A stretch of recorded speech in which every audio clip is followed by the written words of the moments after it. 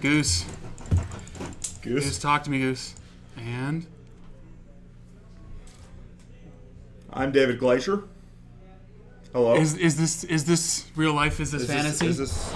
Oh, I thought you were going with the guy, the little kid that had the teeth stuff, and he was like, "Is this real life?" And then he's like poking in the tooth. We've got Commander Mouse, First Blood. Yes, we've got it. We've got it. Yeah. So tonight, guys, and we've got the Mop. Mop is third commentator. Mop is third commentator. I think Kyle finished to the Mop last night. Yeah, he tried to dunk in the that so, shit. You know what, we've actually got a pretty good turnout. I won't be commentating tonight. I got some other stuff to do. But we do have shirts. We're going to be giving away one of them tonight. Guys, view the glory. All right. We got a glory. And they're pretty decent fabric. I like how they feel. Yeah, they're pretty lightweight. Yeah. Lovely. So we'll be Doomsday first, please. All right. Shirts. This is actually what we're going to be giving away, guys. You're on camera first. Yep. Oh, sweet. We're going to be talking. We're going to be doing. This is actually our giveaway. Like maybe not this particular shirt because this is mine, but no, this it's all right. So you don't get a shirt anymore. Oh. All right. So, yeah. So the winner, we're going to talk about sizing, and the winner is going to get a shirt.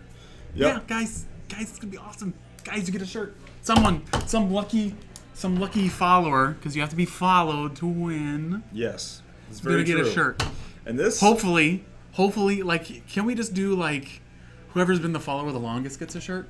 Maybe. I don't know. We'll have to talk about that. But moral of the story is tonight's stream presented by MTG Card Market. Tonight's giveaway presented by Mark. Yep. This guy. This guy. So David's here. David's going to take over. Guys, we have sizes extra small through XXL. Again, same shipping rules apply. If you guys are going to be in Indy, come find me in Indianapolis. I'll have some shirts there. I'm asking $15 donation. If not, if you can't do that, just come talk to me and we'll see what we can do. Whoop! What just happened there? Some minor repairs necessary for us to communicate in chat. That was really we're gonna reload. Legacy soon, guys. That's what I was trying to communicate in chat. And Doomsday's gonna be on first. And Doomsday's gonna be it's like 5-color Doomsday. It's 5-color Doomsday. 5-color Doomsday. All right, we don't know where that's sitting, but hooray! It worked. Yes. So you gotta do other stuff. Maybe if there's an odd number or there's an even number, I'm gonna ask if I can be. Hey, Steve, how many people are playing? How many people we got? 16. Can you put me in as a late buy?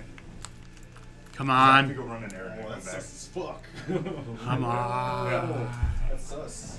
Yes. Do it. Do it. Do it. Do it. Do it. No, that's what I'm saying. Look at the refresh rate of the camera. Because I have to go run an errand. This is not working. So. Hi, David. Hey. I know how to do it. So we have some. We're gonna get started with Legacy. I don't know if you guys can hear the music in the background, but we're gonna be starting some stuff soon. But this is our preparation for SCG Indy.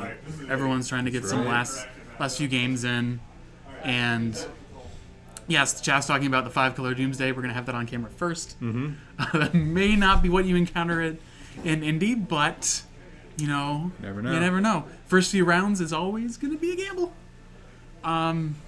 I was actually gonna rep, like, I put Pod on, be like, if people wanted to, like, this is the last bastion for birthing Pod in the formats of Magic, maybe in EDH, but like, come on. But we have our resident Pod. Oh yeah, Pod guy. I'll still be playing in Legacy, but yeah, I don't know if it's gonna catch on there really.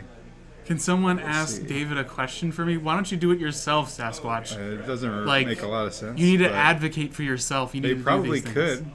Like, could ask me a question yes, Kevin Toaster. We are at Chicago's MTG Card Market by the Belmont Red Line. We are on the north side of Chicago.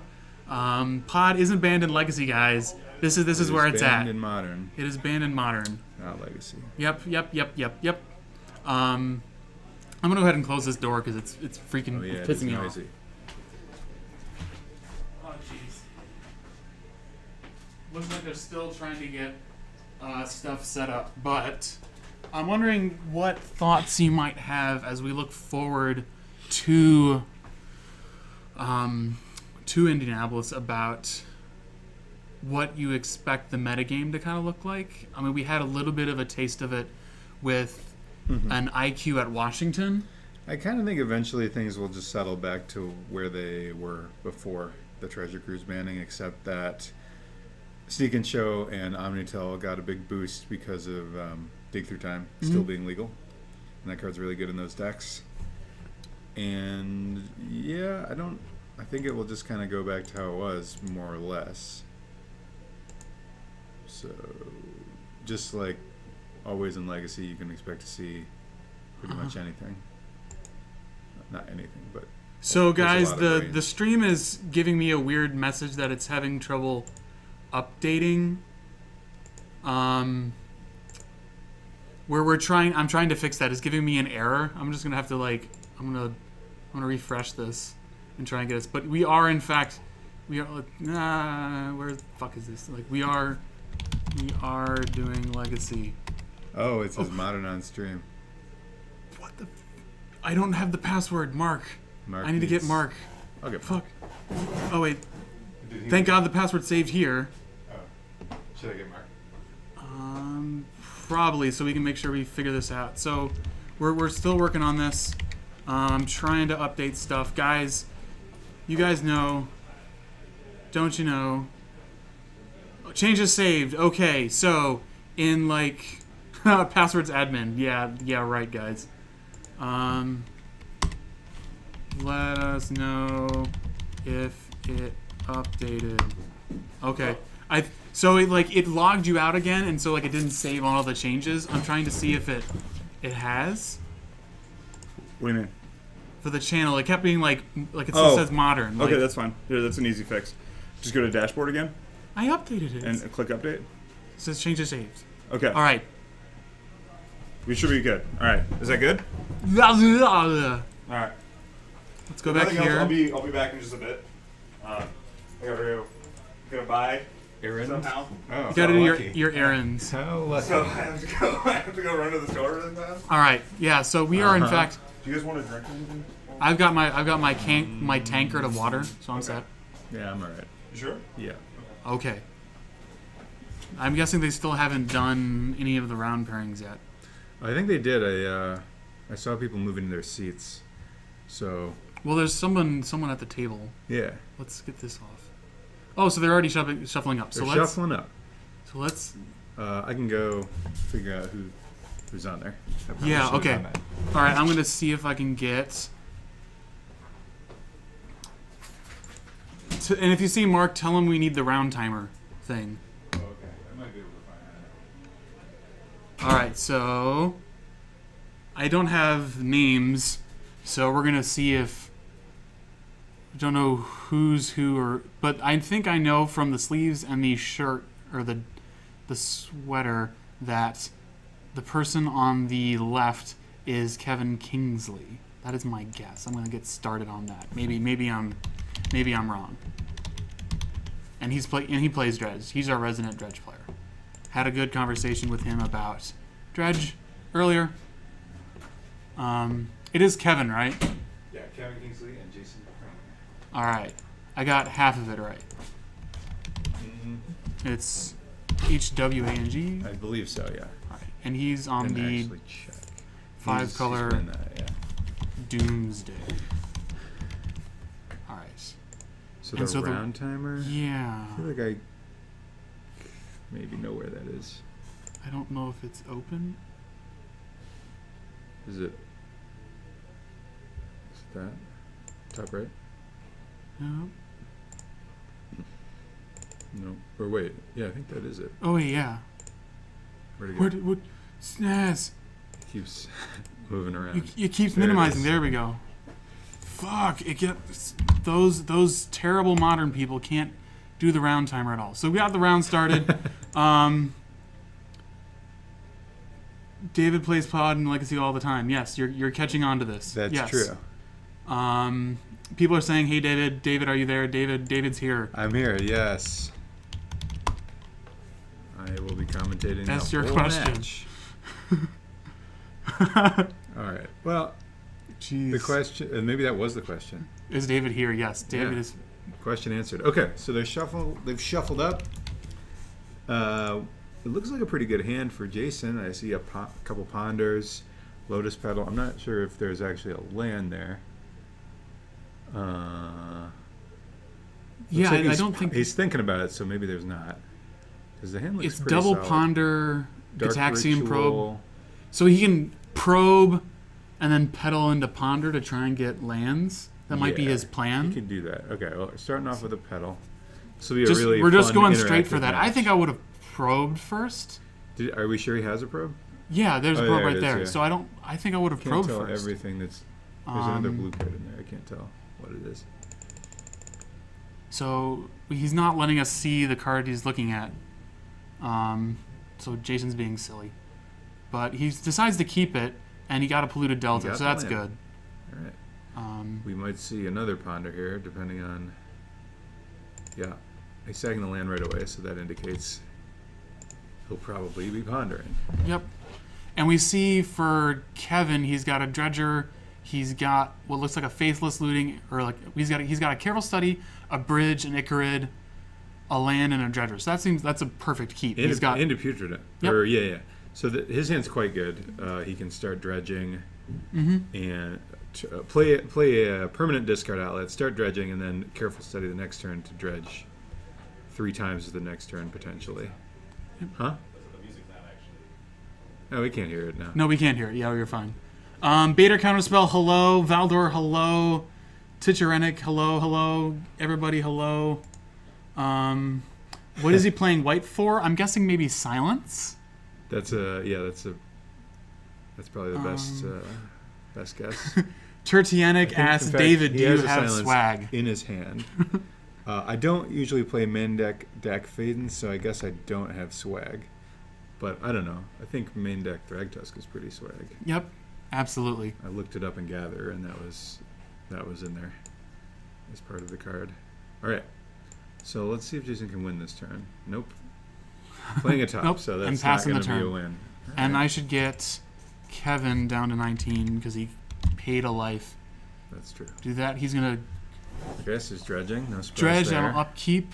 I'm surprised he didn't also discard the Icarid that's in his hand so he could put the trigger on the stack while he's Well, dredging. You need another. In case he hit a... Isn't black it creature. an upkeep trigger? Yeah, so like you discard the Thug, end Uh-huh. of turn. You discard the Icarid as well. But and then you upkeep... He would Put have it to on the stack. He would have to remove the. You can put the It's you can Thug, put the right? trigger on the stack and then just not resolve it. Sure. But it's sort of like But if he's- the opportunity... Well, he's allows you he's to. not going to want to remove his Golgari Thug. Right. Instead of I'm just dredging. saying if he, like, it gives you the opportunity to put in the Icarid into play should you do some cool stuff. So, like, right now he dredged into a Narcomoeba, able to get a second Thug in there, so he's going to go ahead and dredge 4 more, getting a... No other dredges. Dread but return. He's got an Archimeeba. It's pretty solid. Mhm. Certainly a reasonable dredge, given that he only dredged 8 total. Yep.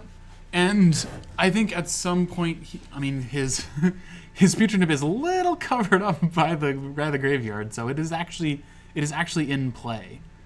And I guess they're talking about the trigger for the Narcomoeba, so that's going to resolve. And so here, if this is, I think this is Kevin's 3rd turn, right? So he can. It's his 2nd turn. Oh, so this is the land he's already played. So he's going to attack for 2 because that guy gets Threshold. So he goes down to 17. That doesn't seem like it matters too much. He really wanted to. Did he hit a Cabal Therapy? He did. He has a Yeah, Cabal so he needs to Therapy. discard. Bridge and flash that back to try and keep Jason from killing him next turn. That's Yeah, Pino, why aren't you here, sir? You say super interactive matchup. Sort of. It's like I think- Dredge can be interactive, but Yeah, it's not. We're about to see a therapy get cast. Okay, so he almost doesn't discard the bridge, but he did. He catches himself. Yep. So Jason's sort of like, what exactly are you trying to do? So he's discarding the bridge to That's the future. interesting. What is it? What did he tap the land for? I didn't see. Oh, for the careful study, right? Yep. Okay. Yeah. That's why you can't activate Cephalid Coliseum this turn, because that would be really good, but Mm-hmm. you can't do it. So he's choosing what to name.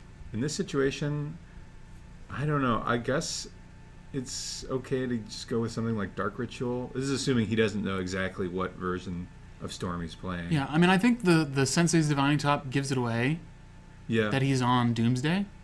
And so it doesn't look like he hit anything. The nice thing is that Dark Ritual is like a pretty good name against any version. Mhm. No matter what it is, they're going to be playing Dark Ritual. Yes. Pro tip there. I think he could have, I mean, in Kevin's spot, I think he might have just named Doomsday as a, like, in case you have it sort of thing, and you're just sort of waiting on another piece.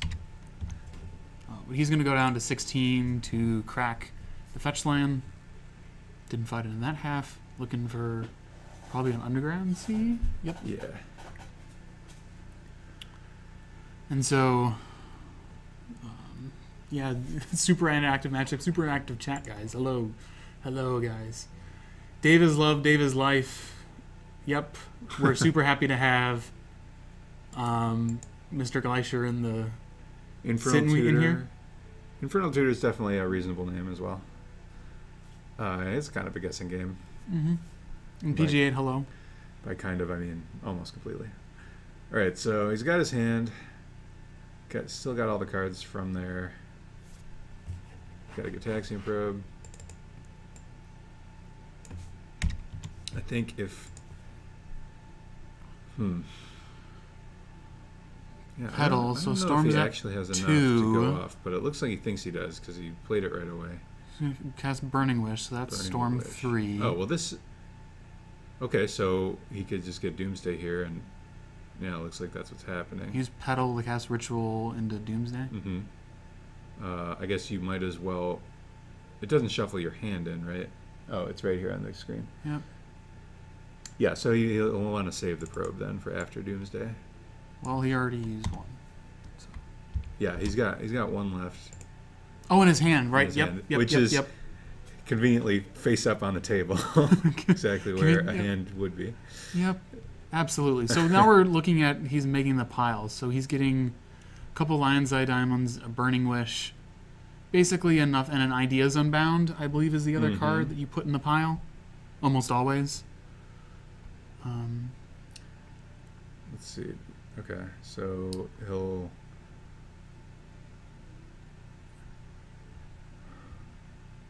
And so he has to remove his entire library through the game, so Kevin, being the inquisitive mind that he is looking through the deck because all the other cards have been removed. So Correct. if he's up on what is actually happening with this deck, he would know that, what the pile is, but at this point it doesn't really matter. At this point he cracks the LED for Okay, he's got... Oh, some okay. blue, Cool. I'm guessing, in order to cast the blue to Ideas cast Unbound. Ideas, sack both of those. One assumes for black and red with the trigger on. Activate top, get the Burning Wish that remains, play it, Tendrils. Yep. And I'm pretty sure that's Tendrils for 10-ish. Is that a chromatic Sphere. sphere? Yes. Oh, very nice. Yep. An old art, chromatic sphere. So that's super awesome. And that's game 1. Boom. Doomsday does what Doomsday does. So, yeah, Jason was a favorite to win that turn, and he did. Yep. Not enough interaction. Kevin kind of losing to some variance there, only getting a small dredger and only hitting one Cabal Therapy, so not really being able to interact as much as he wants to. Yeah, his hand was solid, but it wasn't quite explosive enough to compete, and it basically came down to, like, could he hit on that therapy or not? And if he did, he still might have lost it, but yeah, it's a tricky matchup for Dredge. I would imagine it's in Doomsday's favor by a bit, Maybe, looks maybe like not by a lot. he but- put the Paul PGA is saying like making of course like when you're running a wish sideboard you always have to make sure that you put your wish targets back in your sideboard. Yes. We just saw Jason just do, so that's a good point for whenever you're running a wish board. It's an added challenge that it really adds up over the course of a long tournament. If you want to play one in an SCG or something, it's really just an extra. I mean, you always have to remember to sideboard, of course, but it can be a little bit extra confusing when you're playing a wish board. Yep. And one of the things I saw Kevin bringing in was he's bringing in his Dread Return package. And so basically what Dredge can do in order to become fast, like to try and meet the speed of other combo decks, is bringing in Iona and Flamekin Zealot to try and combo out in its own way, rather than playing sort of the grindy, make a bunch of zombies, mind twist your hand, sort of over a bunch of turns, create sort of this continual onslaught of advantage through creating zombies and Icarids and yada yada yada. So he's trying to just become more of a combo version of Dredge post board in order to fight Doomsday in this matchup. Yeah, that makes a lot of sense. It's definitely kind of a race situation. So, yeah, that's a good idea. I have to admit, I don't have very much familiarity playing either of these decks. Yeah. But I mean, I've played against them plenty of times. Pino makes a question, but I used to hear people that would keep binders of Doomsday pile options, but there really aren't that many viable options. I know in Legacy, the piles aren't terribly that multitude. There aren't as many piles. It's the vintage version of Doomsday that becomes sort of 10 times more complicated with the amount of piles that you can make. Sure. And I think a lot of the appeal of the Doomsday deck is people get to think about what piles they get to make with Doomsday. I honestly think that's why a lot of people who play it choose to play it, because I think just in terms of overall results, the other Storm versions have been a little bit stronger. Although it's also possible people just don't play the deck, and that's why it doesn't put up as many results. Yeah, and there's also with Doomsday you get to do the Shellduck Isle Emerald Cool. And that is a nice one because it can get around some of the ways people typically board in to stop a Storm combo deck. Yep. So it has that advantage over playing Ant or Tess or an actual. That's true. And there's also like the Laboratory Maniac kills, which I've really seen Menendian really try in Legacy, where it's just like a far more fragile thing to be doing in Legacy. Trying to win with a Lab Maniac is a little iffy, but so he brought in Red Elemental Blast. Looks like it, and I think he has a Seat of the Synod as one of the. And a Laboratory. I see a Lab Maniac, yeah. Which I don't. I guess Dredge can't really kill it. Is that true? Maybe with the Laboratory Maniac when it's in play. No, it can't. Yeah, they don't really have a way to do that. Yeah, so that is an alternate win. So that is a hand of mana. Kevin's mulled to 5. I think he has to keep this one. That also looks like a fantastic 5-card hand. He's got Lion's Eye Diamond. He's got Careful Study. I don't know if it has a Dredger. It doesn't have a Dredger, but yeah, it's a pretty good hand. But it has Careful Study, so he might just for a 5-card. Turn 1. I need to reset the life totals real fast. Yeah, for a 5-card hand, it's definitely not bad. I think I'm just going to put him. He's just at 19 because he's most likely tapping that. I can't see a world in which he doesn't tap this for mana. I would imagine he's going to play Careful Study, but I kind of wonder if you, I don't know, if you're really familiar with Doomsday, if you just turn 1 hard cast Cabal Therapy here. He could, but it's just like. So I guess that's what he's doing. Yeah, I guess you're not in any hurry, but I don't know. Are there odds of killing you turn 1 really that good? I would rather get my dredgers established. Oh, so I'm guessing he's taking Brainstorm. Looks like he named Brainstorm and hit. So that's a good thing. I mean, that's also what it gives you. It gives you an extra look at the hand, so when you actually are flashing them back, he actually knows at least some content of the hand. It's true. I mean, he can cast it from his hand later on, but but yeah, this way he gets the Brainstorm. He's just really afraid of getting killed turn 1. Maybe he figures his hand is so slow that he's better off trying to slow his opponent down. I suppose that's reasonable. Mm-hmm. So, yeah, so that's an interesting chunk of a hand. Looks like he's just going ahead and playing his turn and being the good guy He's and playing all the cards out. keeping his hand face up and saying go.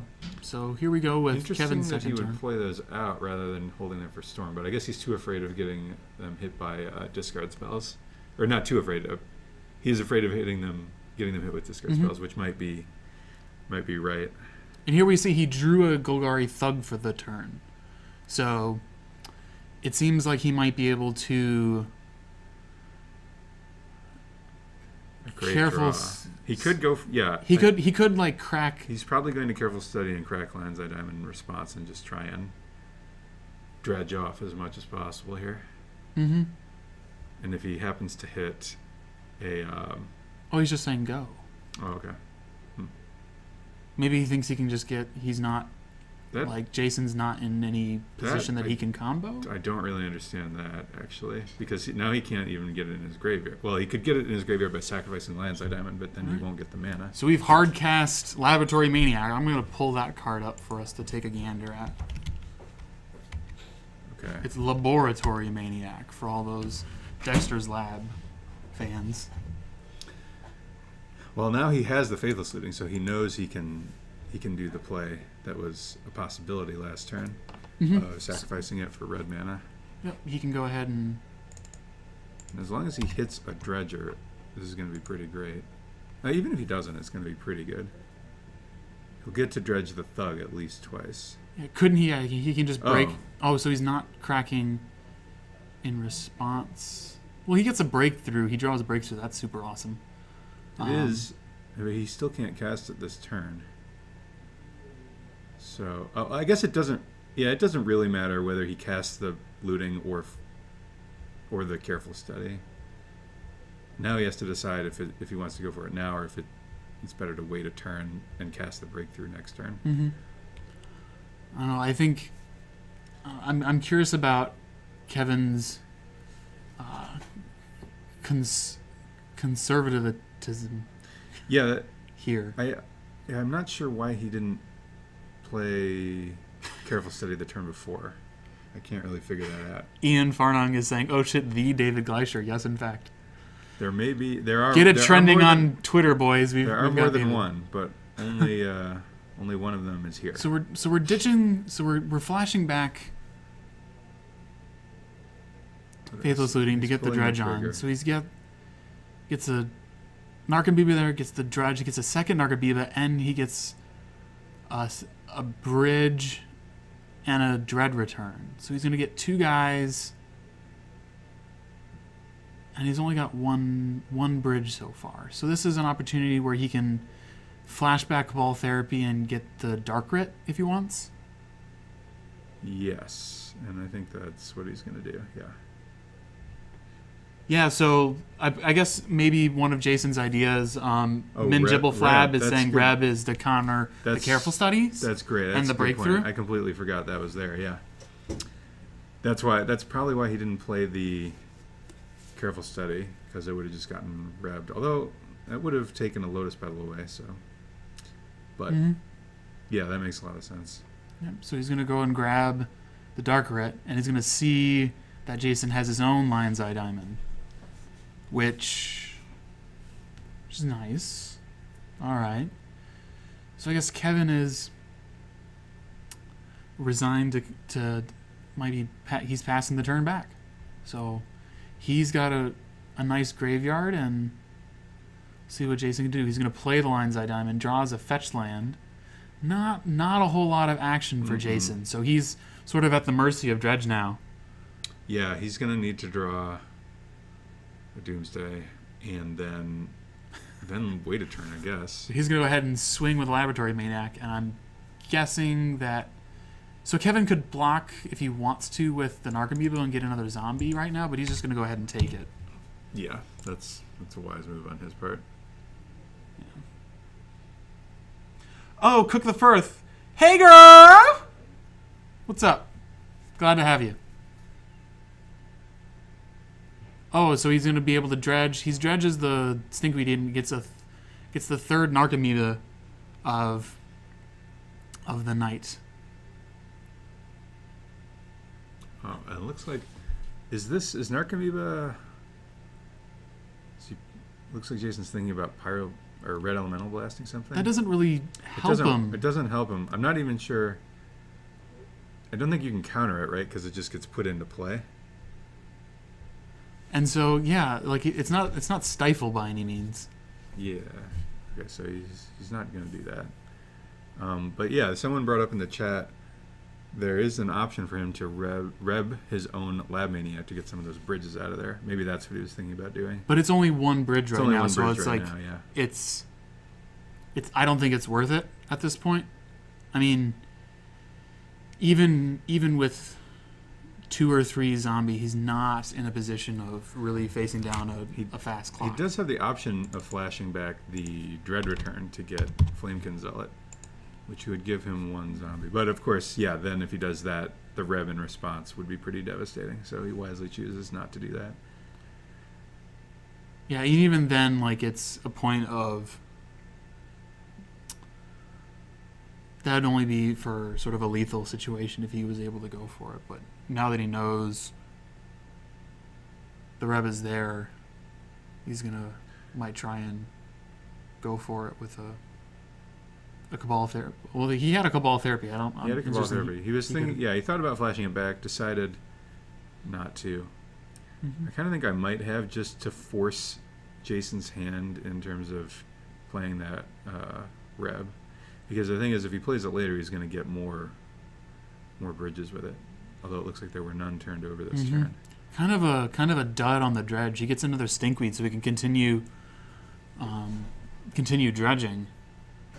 But he's kind of in a position where he's really in slow mode right now. Yeah, looks like he can still attack with the 2 Narcomoebas and get in through the air. So it looks like that's what he's contemplating. Still contemplating. I don't see why not. Yeah, he had and he's really good start he was to this contemplating game. with whether he's going to attack with the zombie to see if Jason wants to trade his Laboratory Maniac for the bridge from below. And it sounds like that's so that's essentially the trade they're making. And he's going to go ahead and take 2, going down to 15 from the 2 Narcomoebas. Yeah, Cook, I would say like he's really not been the gods of variance have not been on his side with the dredges so far this game. The dredges, I actually think they've been somewhat reasonable, but they haven't been great by any means. But I'm also a bit of a dredge hater, so whenever it doesn't go well for them, I like that.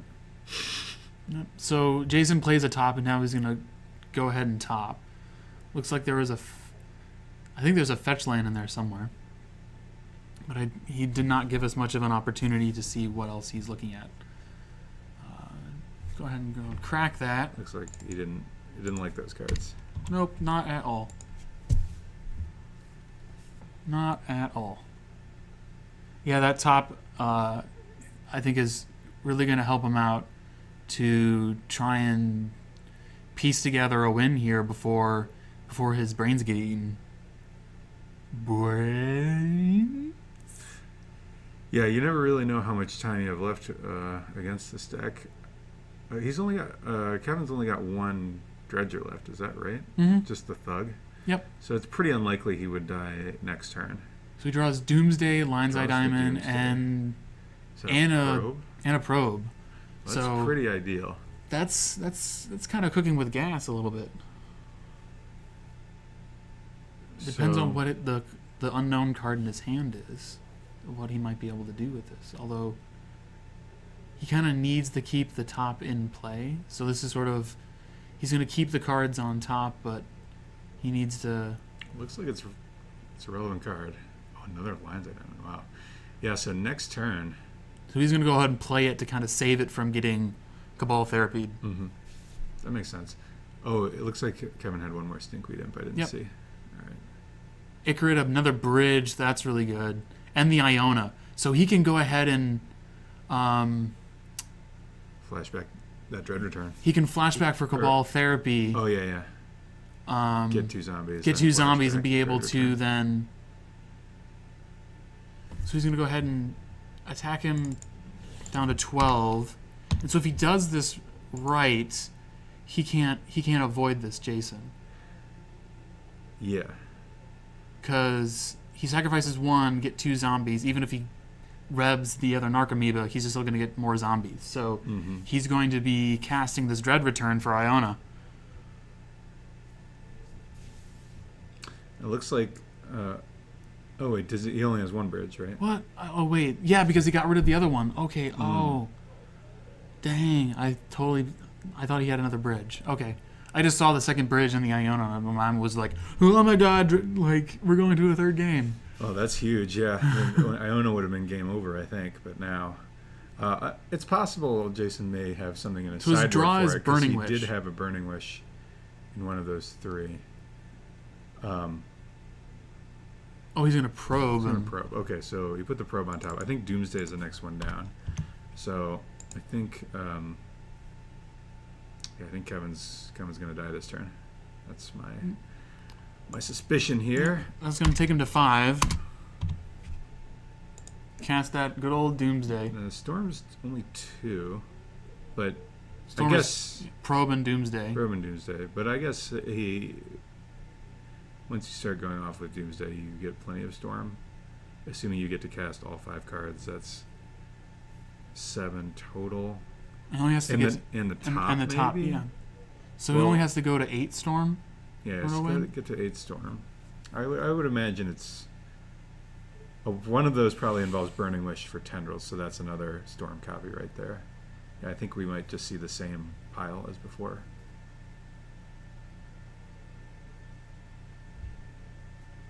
Yep. So Kevin's go ahead and looking through the deck once again. Oh yeah, dude, you gotta stop this. Thanks, guys. I'm not gonna take it.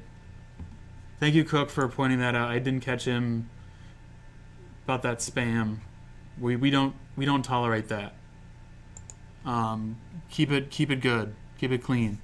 We love you guys in chat. I always appreciate you guys being here, but we gotta keep it good. Please keep the chat pristine. And you can all. That dude can just be all. Huh. Is that a rain of salt?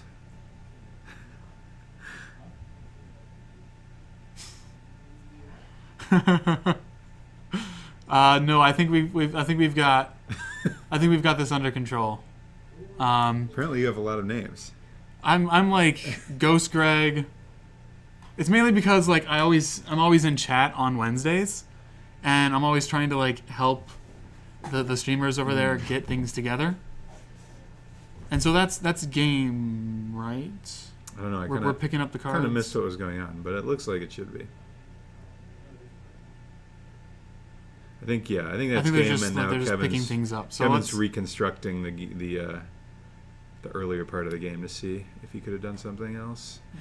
It's tough because even if he didn't attack with that zombie and the bridge was there, Jason still had the option of Red Elemental blasting his own Lab Maniac to prevent especially when the second bridge bridges. gets into the graveyard. Right. So yeah. overall, I think it was Kevin did the right thing by attacking because he like used that option up for Jason, and then if he'd flipped 2 bridges or a bridge and another Narcomoeba, he would have been all right.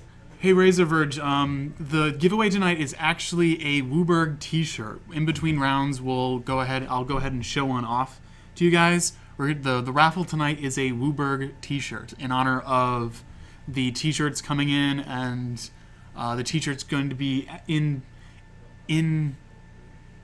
physical form and at present at SEG Indie. So if you see a giant with pink glasses who's named Mark, you can ask him about getting a shirt if you want a shirt.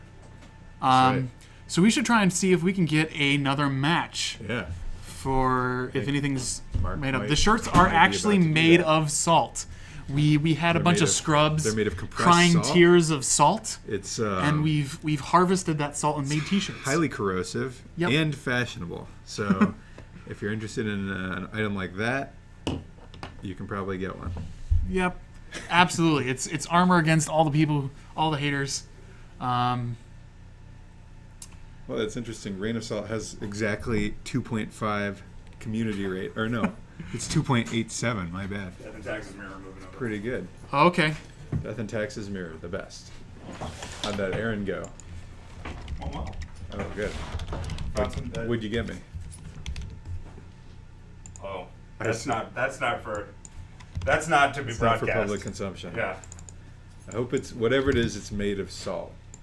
Made of salt. Yes. I only wear It's salty. and use salt-based items. Yeah. All right. Well, this is good. Pop Tats is asking if there's any players at the store. Yes, there are a couple people who play Painter. I think Bob Agra. Yeah, is Bob here? He was playtesting Death and Taxes earlier, so he might actually be on Death and Taxes. Is Bob even here? Yeah, I thought I saw him. here. Yeah. Yeah, he's here, but he's not. So that looks like Schaefer. Mm-hmm. So this is a moms versus mom. Min Jibble Flab. Doomsday did in fact win. Yes, yes indeed. Yep. We'll have to figure out what the match record is. Do you know what the match record is for these guys? They're 1-1. Alrighty. This game. So this, And that's not Mr. Agra. That's his doppelganger, the guy that you guys are referring to. He's are you actually serious? playing Death and Taxes. Oh my god. So what's I his- have to go look at this guy. He what's his he looked just like what's his Bob when I was- doppelganger's name? I don't know. Do you guys not get the printout? Yeah, we don't have a It's printout. Greg Schaefer is on the left. Yeah, I know that I'll much. find out the other guy. All right, so we're gonna figure out who these people are. Gregory Schaffer. Our owl hat, our resident owl hat, Mr. Schaefer, and some dude, some guy. I'll put not Bob Agra for now until I figure out what his name is. So this is a Death and Taxes mirror. The giveaway tonight, guy, is a WUBRG shirt. So you see that logo down in the corner, the bottom right of the screen. You can get a shirt with that logo on it. That is what our giveaway is tonight. The shirts are super sweet. You can also talk to Mark at SCG Indie if you're going. It's David Edwards. David Edwards. And upon further inspection, he doesn't look that much like Bob Agra. But when I wasn't paying very careful attention, he did look a lot like him. Fair enough. So this is Death and Taxes mirror. I think, if I'm not mistaken, this is a matchup that kind of revolves around this card. I've never seen that one before. Jeez. It's a match that revolves around a certain grandma with a lot of books. Mother of Goon. And really bizarrely huge sleeves. Yeah, she's got. You don't know what she's got in her sleeves. You know? I would like to point out, David Edwards is Dumb Mother. Oh, this is actually Dumb Mother. Yes. Holy shit, guys. Oh my goodness, Dumb Mother. That's why we haven't seen you in chat. Oh my goodness, my heart goes out to Dumb Mother. Thank you for coming. Yeah, amazing. David, you're normally playing. So Dumb Mother is a person. He's been with us since the beginning, more or less. Okay. And he makes sure he follows like at least 4 times during the stream, and has like 8 different accounts that he. Oh, I likes to can't even follow fit with. that. Oh, wow. I'm just gonna. Can I just put Dumb Mother for the name? Sure. Dumb. It's like dumb _ mother, right? Yes. Yeah. But put SN equals so that people aren't thinking that we're harassing them. That will clear SN everything equals up. Dumb I Mother. don't know if that's really less confusing. But Yeah, we'll just put David Edwards. We'll just refer to him as Dumb Mother whenever he makes a play. So we're super happy. Like, yeah, guys, if you ever are in the Chicago area and you want to play with us, play with us. Yeah, we're always happy to bring new can, people in for a price. for a price. The price of entry to the tournament. Yep. That's a flame jab. Ooh, That's awesome. That's saucy. That's actually a gut shot. That's gut shot. Excuse Gut me. shot. which seems pretty awesome in the Death and Taxes mirror match. Please no, Ace Boy, you'd destroy Twitch chat if you did that. I don't know what would happen. Dumb Mother is actually playing Mother of Runes. How appropriate. It's very and he's got appropriate. some nice classical planes. I like those planes. The border could be a little whiter, but Yes, you have a penchant for well, other than that, revised it's pretty nice. I do, yeah. lands. Is that the purpose of finding them more easily? Or to match the dual lanes, because you don't run black bordered duels. It's neat. It's really just because that's when I started playing, and I have a bunch. McGrish Pond, thank you for the follow. Hooray, we're glad to have you. So Greg pondering what to do. He's probably in shock, trying to recover from his Mother of Runes getting gut shotted. I'd be pretty rattled if I were him.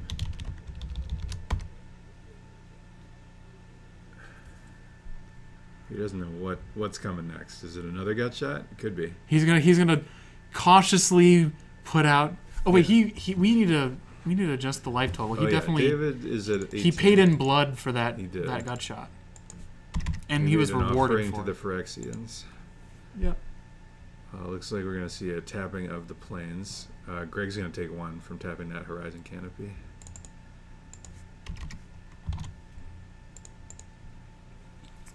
David, aka Dumb Mother, plays the Caracas, and gonna play a Phyrexian Revoker. I imagine we'll see an activation of Vial. Yep. In response, getting a Stoneforge Mystic. Forge. Pretty nice. And we'll see. This is straight for GTA? Yep. Yeah, so he's got a name, Jitte, here with that Revoker, right? I think he's showing you the card that you use to win creature versus creature matchups. Texas Rager, hello. Sorry you're late, but we're glad to have you anyways. Glad to have you here. But still really good for Greg because he's got now his Vial's still online. I'm gonna go run out real quick and see what he actually named on it. All right.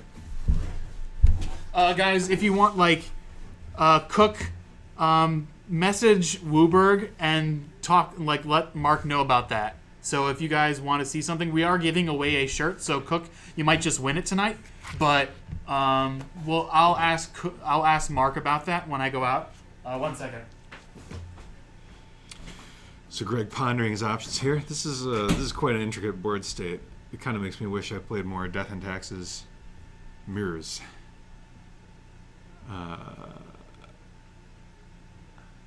Oh, it looks like.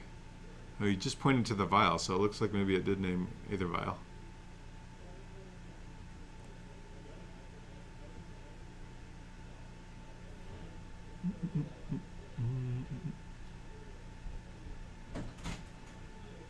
So interestingly, ladies and gentlemen, the Revoker is actually naming Aether Vial. Mm-hmm. And I guess yeah, that's interesting. I guess he figures he's got the Revoker to block,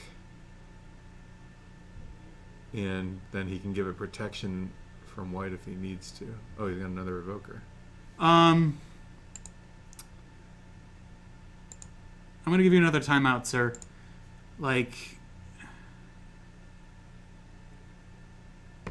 Guys, this stuff you read the rules on the bottom of the stream. It's below your where you actually view the stream from. I want to make sure you're doing what you need to. Yeah. All right. So we got another Revoker. So I don't know what that's naming. That's probably naming Jitte, and that's probably why he named Aether Vial with the first one. That's my my guess.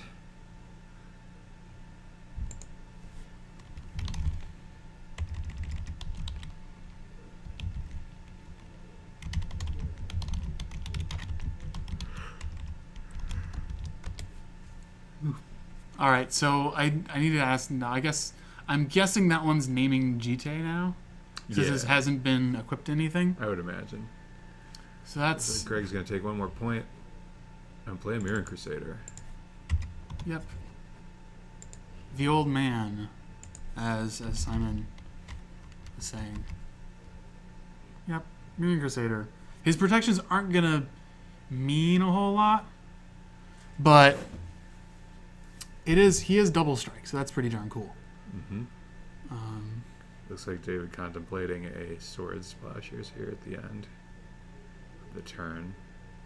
Greg gonna let that resolve because he's got to assume there's something even grosser that's gonna happen if he taps his Mother of Runes,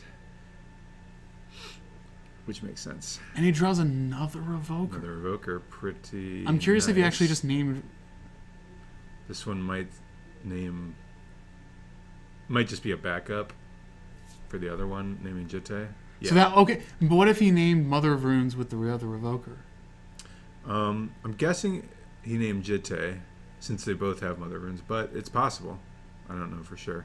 Also, because he moved it towards the Jitte. But Yeah. Okay. I could go find out. I guess something. I don't know. So Greg is pondering what he's doing. He's a bit behind on board. And Greg's in a real bad spot here. There's Mhm. no question about it. Yeah, there's 3 Revokers naming very important cards and a Mother protecting them. Another Stoneforge. This is a start. If he's got a Sword of Fire and Ice or something. Step 2. Alright, he's got that. Step 2 is just getting a flyer to equip it to. Absolutely.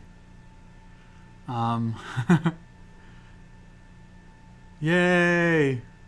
I love you guys. This is so much fun. Oh, judging in PTQ. Nice. Yeah, Cook is you're an L2, right? You always she's always really helpful in chat, keeping us in line when we don't know specific the nuances of card interactions, or we get too excited and we don't read things as clearly and as explicitly as we should. Those Odyssey planes, yeah, Commander Mouse.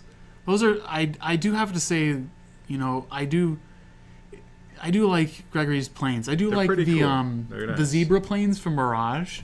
Those are nice too. Let's see if we can pull up some planes. This is going to be ridiculous. Trying to find the. Oh yeah, there's gonna be a lot.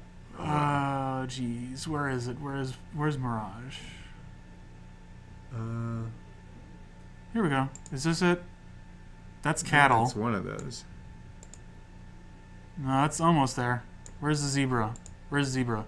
There we go. The zebra planes. I'm a big fan of this planes. Okay, so it looks like David's playing on main phase Flicker Wisp. Oh, okay, so he's going to flicker out one of the Revokers that's naming Jitte and re-flicker it, naming Sword, probably. Greg can flash the sword in response, but it's still going to get named after that. Yep. And Greg took one more from that. So he's got a lot of pretty ornate things just sitting on the board that don't really do a whole lot. Bird planes over zebra planes. I don't know about that. I don't know. What's the bird one again? Is it that also planes from? has a very high community rating. That's bird planes. That It looks also like- has a very high community rating. Oh, it looks. Wow. See, look at that community rating. It's so similar. I didn't even realize it was different. They might actually. I don't know if they're actually a panoramic or The not. background looks almost exactly the same. It could be panoramic. I don't know. What about? That's my phone. Some houses, some huts. But some glory. This is what Dumb Mother's running. That's a nice planes. But a big important card for this matchup has been this guy. Oh yeah, it's pretty key. Importantly, he's able to name things that Pithing Needle can't. So in Storm matchups, he's able to name. Oh, you tap that, so he's going down to 16. Yep. It's able to name Lotus Petal and Lion's Eye Diamond, where Pithing Needle can't because they're mana sources. Yes. But Revoker can't name land cards like Thespian Stage or Wasteland.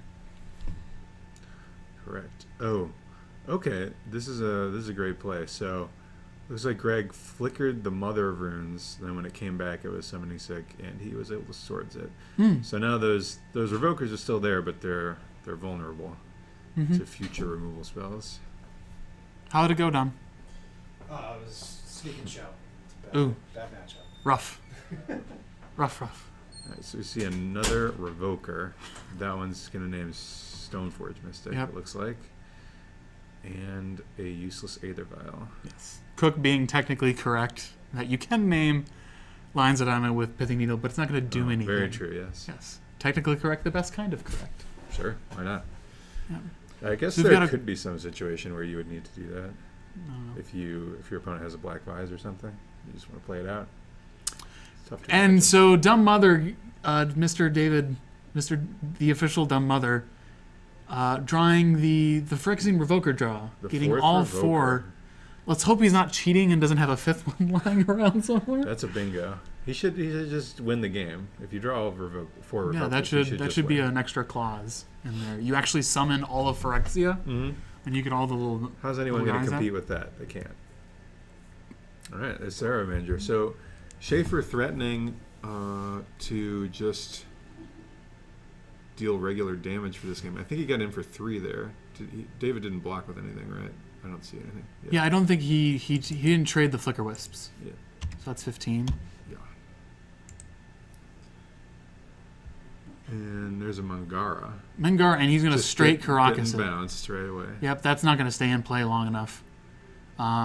This is going to be an interesting one if David's kind of stuck on lands, and so he's not able to. 2 big flyers coming in. Yep. Does he trade off? No, he's just going to take. He's going to take it again. Take it all. Yeah, David's in some trouble here. He's got the Revokers locking the equipment down, but he doesn't have an answer for these flyers. Well, he's got 1 flyer, but not a second. And he's going to play his own Revoker, probably naming Mangara. And we see a yep. Yeah, that makes sense since David has the. We saw Wasteland him for- slamming the table a little bit in frustration Yeah. about. So we do have the 5th Revoker, except it's actually on Greg's side this time. Even better. If Greg draws all 4, they both get a match win. I think that's how that works. Jay Petty, we didn't say it earlier, but thank you for the follow, sir or madam. Thank you for being with us. We greatly appreciate it. Looks like David has a Jete stuck in his hand. That's And it looked like a batter skull, but he's stuck on 4 lanes. ooh, that's rough. That is rough. And those ports. I guess Greg only has 1 port. But if he wastes the port, okay, he could port his port at the end of the turn. Looks like he's going down to 3. Going down to 3.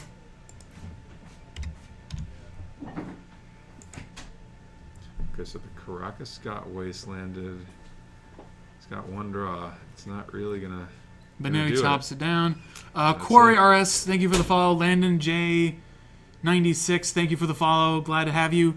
The giveaway tonight, just to reiterate, is a WUBRG shirt.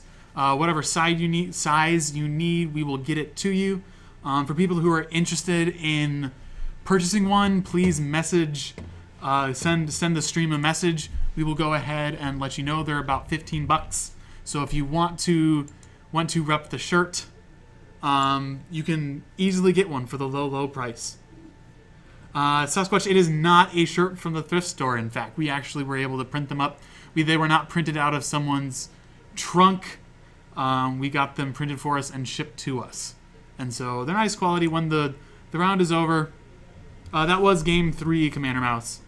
The shirt is, in fact, the giveaway. So when we do a raffle, the raffle will be for the shirt. If you want to go ahead and purchase a shirt, just come in to send a message to the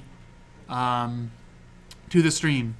And so someone was bringing up this art for islands. I guess it's okay. Yeah, I'm not. I'm a big fan of. alright. I like the Stormy one. I think it's one of the Tempest ones. No, wait, I like that one. That one's nice. I think there's an Urza one. Where's Urza? Yeah, the storm. That's cool. The storming islands.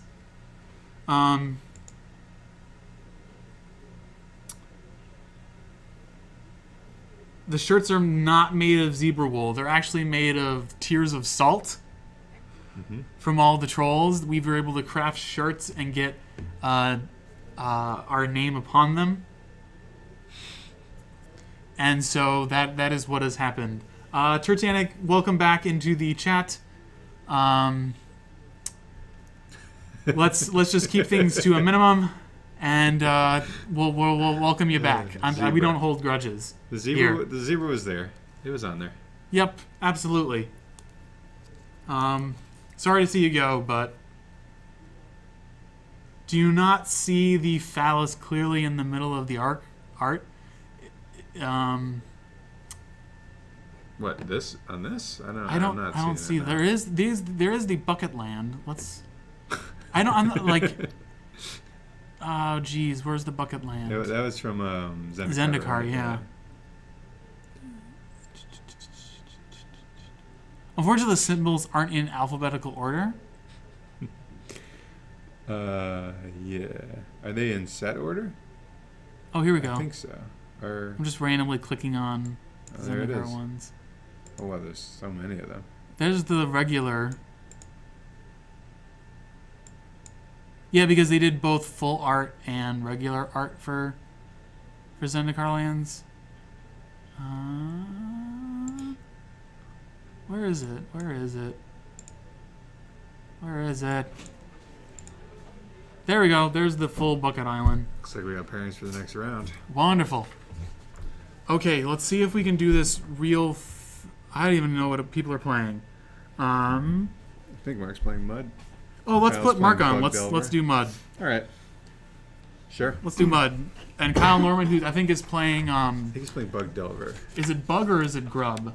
I think it's just Bug Delver. Okay. Well, let's go ahead and do that. You're on camera. We're putting you on camera. Yeah. Who am I playing? Kyle Norman. A little hootie? No, I'm just gonna get. No, he's not playing. I don't know if he's playing. I'm just gonna get trashed, depending on what his list is. I don't know what it is. Well, let's hope so. Well, let's see what happens. Also, for the giveaway, let them know that at some point randomly during the stream, I will pop in. Yep. So if you didn't hear that, we are going to randomly have Mark come in and do the raffle because I don't actually know how to do raffles yet. You have to be careful with that deck box at competitive REL events. How so, Cook?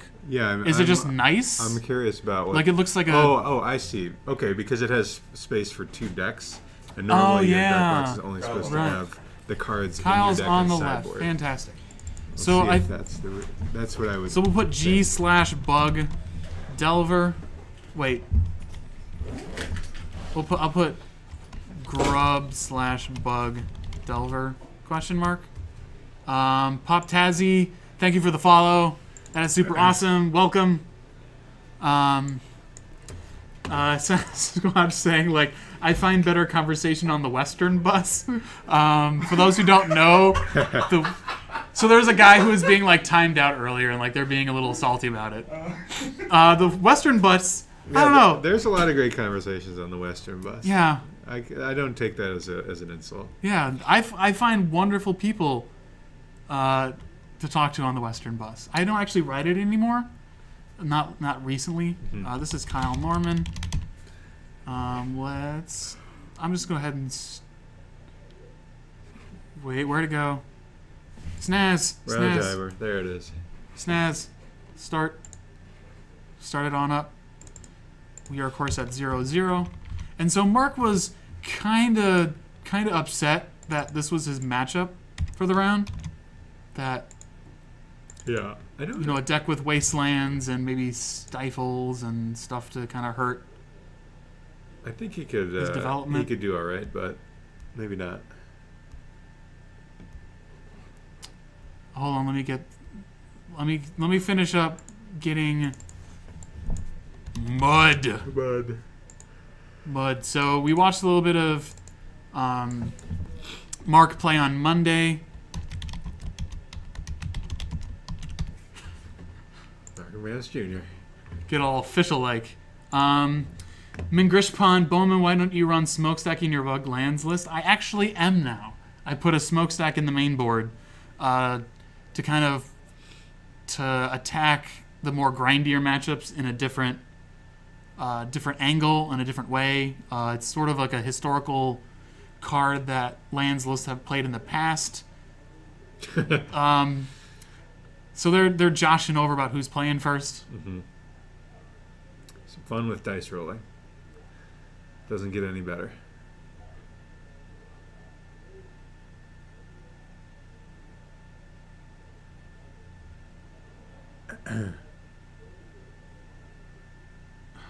Guys, we need to be respectful. I will remind you about what is listed. Don't be an asshole, be nice. We're trying to foster community. I don't like banning people, but just let's quit the passive aggressive stuff, guys. I don't appreciate it. Corey, the shop is located in Chicago, kind of by the Belmont Red Line stop. Yep, on the north side. Yes. So they've gone ahead and cutting. Luckily, we're not actually below them when they're playing because Mark notoriously is nervous with his legs when he plays. Oh, yes. So he bounces. We would get stomped. Yep. Upgrade, yeah. I these guys both won. So we're yes. watching winners, guys. That's right. Thank you for letting me know. All right, Kyle, starting off. I almost updated all of it. I screwed it up. I missed one. Starting with a Delver, and Kyle is one of those people who play lands in front. Oh yeah, he does. I never really noticed that before.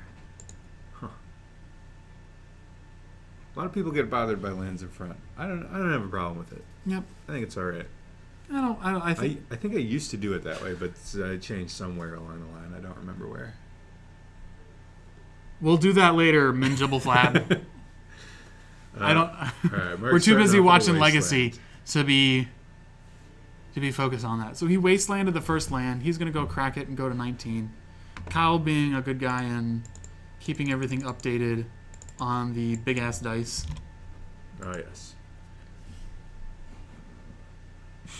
Lands in front is pretty close to being part of ISIS. I don't know.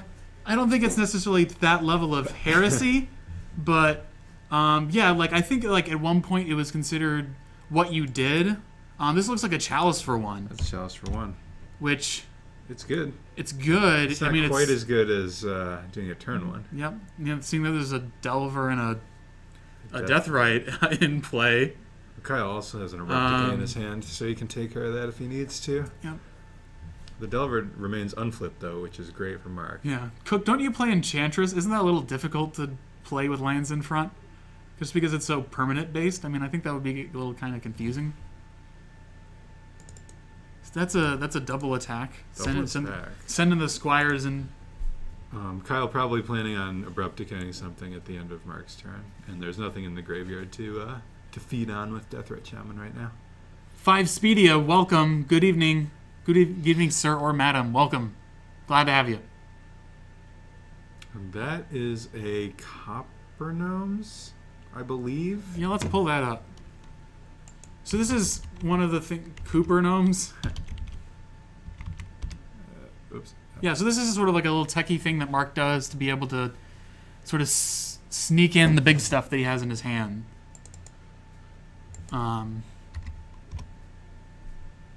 Oh, I guess he's at 18. Yep. So, but he's gonna go ahead and Abrupt Decay the Copper Gnomes to not deal with that shit. To not have it. We're not gonna do with it. And he's gonna flip the Delver off of a Stifle. So Stifle currently not a spell that will resolve, but at least he's got his Delver flipped. Captain Kit Kat says, I'll honestly love to hear what Mark is saying sounds like when he makes all these motions. You can just think of like a caveman and sort of like the growls and inaudible, like the audible sounds that don't quite make up a language yet are the things, the grunts and the noises are what comes out of his mouth. He's just sort of this soundtrack of this nature soundtrack that plays when he plays. So that's kind of what happens. Kyle doing some stuff, making some dudes, getting some lands. Now, this is where Kyle might wish he had access to a Bayou, because If Mark got a Wasteland here, it could cut him off of black. one of the colors. And Although here's he Tassiger. does have Deathblade. Oh, and Tasker makes an appearance. This is Yep. very exciting. Let's bring it up. Let's bring it up. Yeah. Banana Man. New card. Banana Man. The Banana King is in play. All right. And a Tarmogoyf. Yeah, Mark is in a lot of trouble here. I don't know how he could get out of this. He's going down to 9. Yep. He's trying to do something.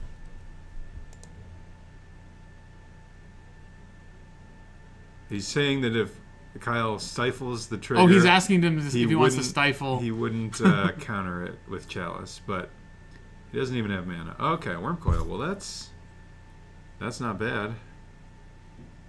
That might do something. It's a good start. Looks like Tarmogoyf is a 2/3 right 5 now. speedy of Mark Wild American McManus. Yep. Absolutely. Oh, 3/4, right? There's a creature. So Mark Mark's is really doing excited. a dance. He's trying to summon something that will help him. Kyle swinging in with the flyer to not give Mark access to any more life by attacking into the worm coil. yeah, an attack wouldn't be very profitable.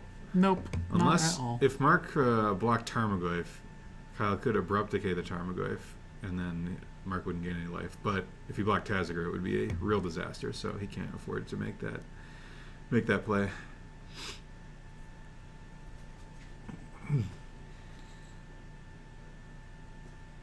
I guess it wouldn't be lethal anyway, so yeah, that would be quite a bad play to make. What are you doing, Tertianic? I gave you a second chance. You're blowing your second chance here. We don't need any of that. So he's saying, okay, what are those sleeves? They're Ultra Pro of some sort. They're sort of fuchsia-ish. Oh, so he's blocking with the Deathrite and then Abrupt Decaying his own Deathrite okay. to avoid getting... That's a decent play.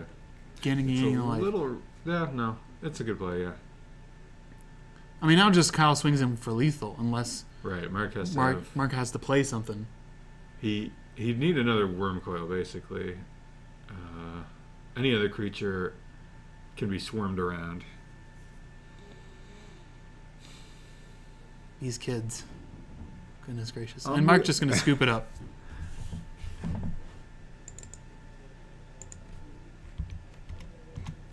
So his frustration, the matchup at least bears some fruit, we might say. Yeah, he appeared to be right in that game. So I think we're safe to just put him on... Bug Delver, I think, yeah. Wait, we're left player deck name. Why don't we just call it Banana Delver? Sure. Banana Delver. Here we go. It's Turdy Nick. Okay. Turtle Incorporated. Oh my god, it's so... Oh, jeez. We pronounce everybody's name, dude. Mispronounce... That's part of the whole shtick. We just mispronounce stuff. So it looks like both players sideboarding pretty extensively. Well, Kyle is. No, Mark's bringing in So a few Kyle's taking cards. out the Stifles, the Spell Pierces, bringing in... Ooh, Crucible of Worlds is going into Mark's deck. I Yep. saw that. That's pretty nice. Wastelock is something that he can probably do to Kyle, since I don't think he runs basics. He may not. Oh. I don't know if I want to try. I'm not a big fan of Ultra Pro sleeves. I'll have to ask Mark see how he likes these, but I'm a huge fan of the KMC Supers. I guess for my part, I like Dragon Shields. Is that what they're called? I didn't get them very much because they used to be miscut a lot. But Yeah, I that's think, true. I think they fixed that now. I remember back when I They're very played, durable.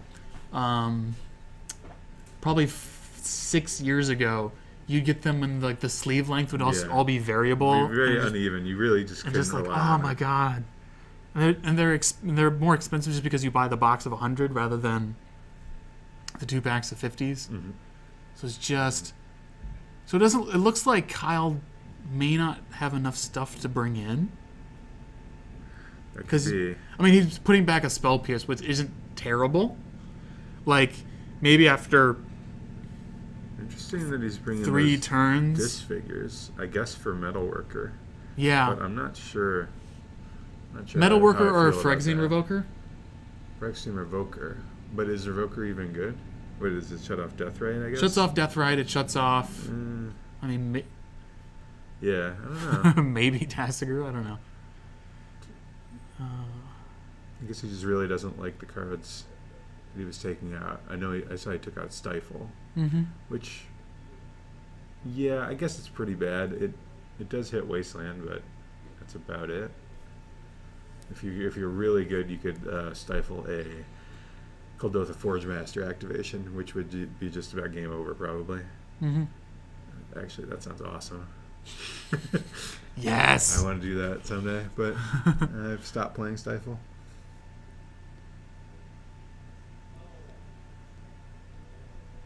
So a lot of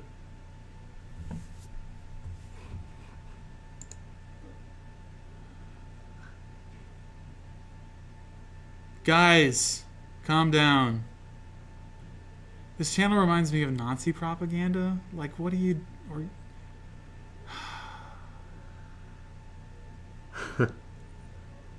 oh, jeez,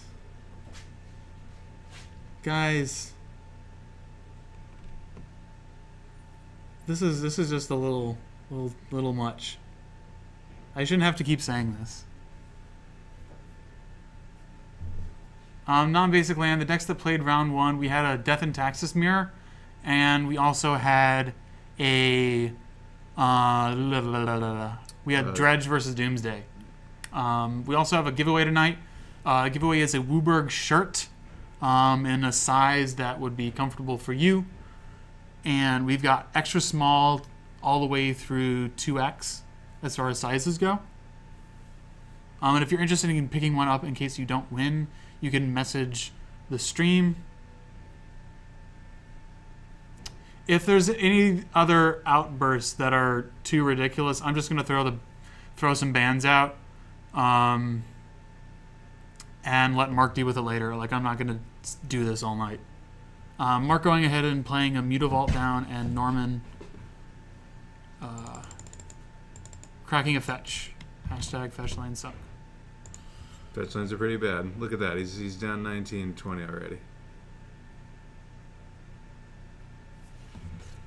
Deathrite Shaman. So Mark missing out on the potent turn 1 Chalice play, which is not good because that's his main weapon against this deck. Although it can get Abrupt Decayed, so it's not always that great anyway. Absolutely. Yeah, like you just got to be creative as far as having magic related names for stuff. Mark going ahead and playing a Grim Monolith. And he's gonna daze the Trinisphere. That's pretty rough. Ouch. Mark now has a tapped Grim Monolith. No Trinisphere. Mm-hmm. Yeah, this game is going pretty much the way Kyle wants. Yep. And I'm curious to see what Mark actually named on the Cavern of Souls. Basically, your options are either Construct or Golem. Mm-hmm. I think you're just kind of stuck between the two. Killer Kevin, the Banana Delver has to do with the picture to the right with Mr. Banana Man in Kyle's deck. So Kyle is playing a swagged out version of Bug Delver with some Tassigers, and I'm doing okay so far. Looks like he's looking at a Spell Pierce. Like Spell Pierce, Disfigure, Brainstorm. Uh-huh. So look like he's Guess he's keeping that, getting the Disfigure. Ooh. Got a fetch, so if he wants to... He could Disfigure end of turn, I suppose. But I would rather have Spell Pierce here, I think. Because you could always Disfigure on your next turn. If you took this Oh well, yeah. If you took Spell Pierce, you could Spell Pierce another Trinisphere or something like that. What is that? Popple Seed saying, thanks for having a decent Legacy match on. Makes cleaning less terrible. Super happy to be your cleaning Vortex. Vortex. I don't know what that card he just played is, do you? I can't tell. It costs 2 mana. That's all I know. I guess I'll I'll go... It's not a creature. I'm going to go out and check, but it is bananas. B-A-N-A-N-A-S. Some kind of alternate art version of something. Alright, so Kyle leading off the turn with a Wasteland on one of the caverns.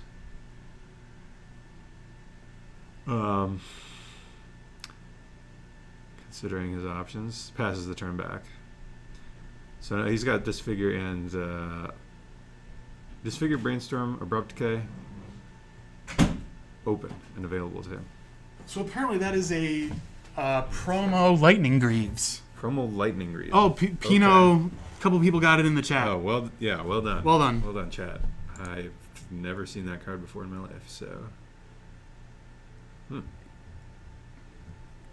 That's cool. Looks like Kyle going for an end-of-turn Brainstorm. There's always money in the banana stand. There's always money in the banana stand. Yep. Lessons to live by.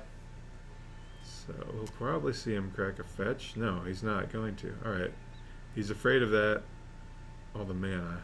Okay, so that makes sense. He's wasting a cavern so that he can counter whatever big creature gets played.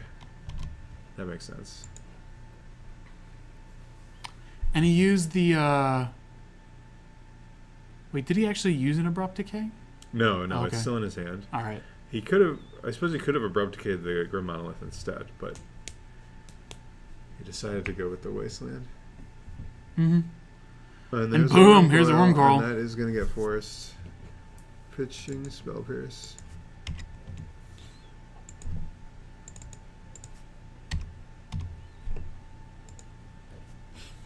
Mark reeling from that. Just doing his best table drumming. Unfortunately, Kyle was not able to sack a fetch land for that Brainstorm, so he just ended up drawing both of the cards he put back. I didn't see what he drew off it, though. It's got another Deathrite, but he's not putting the quickest clock on Mark, so... Yeah, he's giving Mark the opportunity to draw into more stuff. Like, one of the downsides about MUD is that it doesn't really have, aside from being able to land a Staff of Nim, there's not really any card drawing or library manipulation for Mark, so he's basically living off the top of his deck. Now he's got a third land, so that Monolith can get untapped, although Kyle does have the Abrupt Decay if he wants to use it. There's the mouse. Mark's going to be losing 4 from 2 Deathrite activations. So it goes down to 12? Yeah. Yep.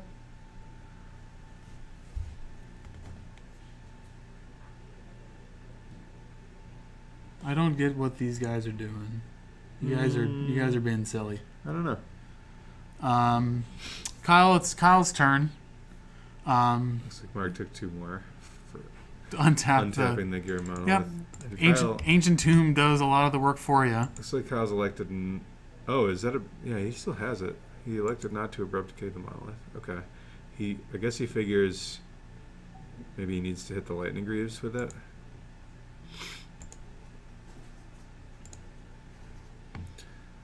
All right, something fairly large. All right, that's a Worm Coil. Yep. This is bad news for Kyle. He might still be able to get out of this, though.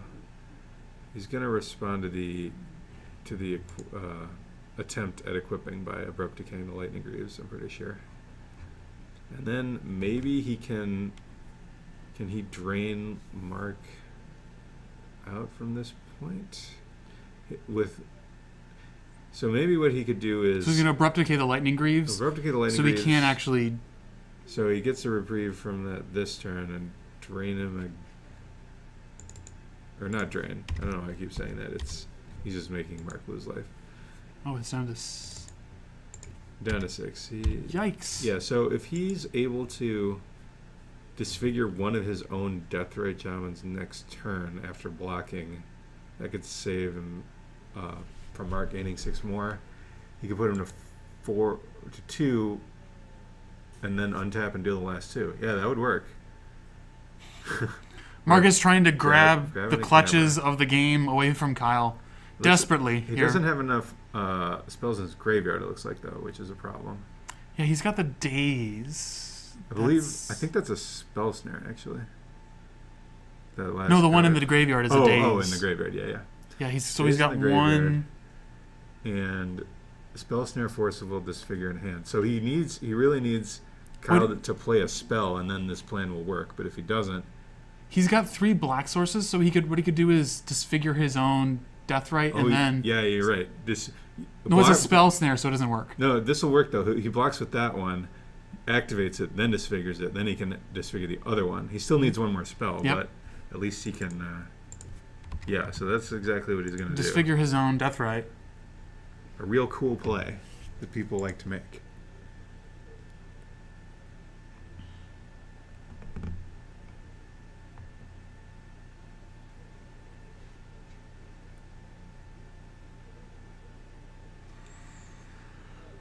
So Mark, considering what to do now, he's going to play a Metalworker. Oh, and this is actually key. Now Kyle gets to force that, and that's going to be game. Because that puts another spell in his graveyard. So he's just going to eat both spells, one on Mark's turn and one on his own turn. And that, wow. Mark looking unhappy with this result, but it does work. Yeah. So we've got a couple people who are towing the line a bit. Like, Sasquatch, you don't need to be silly. Like, this is not what I expect. Like, I've seen you here before. Rip Mark. Yep, Mark had his shot. Always like to put him on camera. It was close. He almost stabilized with that worm coil, but not quite. I think that Kyle played that game pretty well. Mm-hmm. Looking like he brought in the Disfigures. Disfigures actually seemed to play a decent role. It did end up working out because he was able to disfigure his own Deathrite, but I'm still not sure I love it. But we'll have to see what he boarded out. Maybe it could be better than what he had. Stifle. Yeah. Yeah, I guess it's better than Stifle.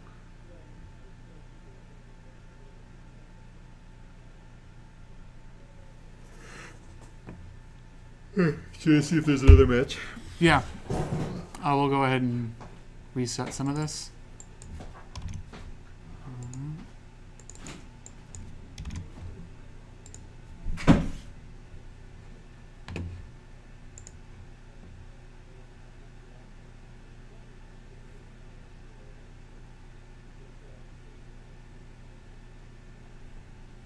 Yeah, Kyle tends to keep a... Kyle has some nice cards.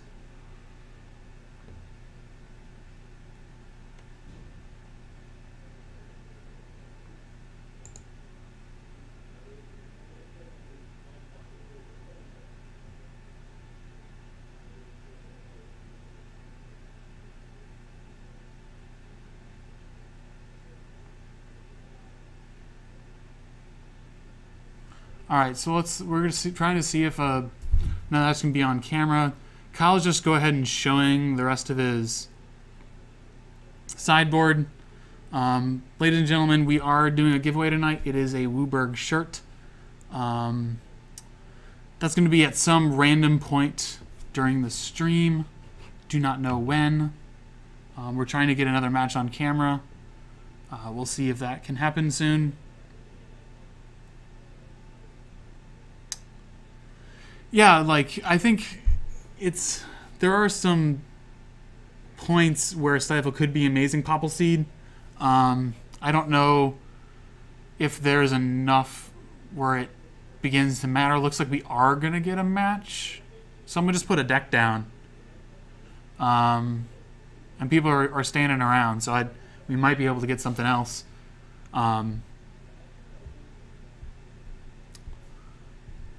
And so we'll see if we can.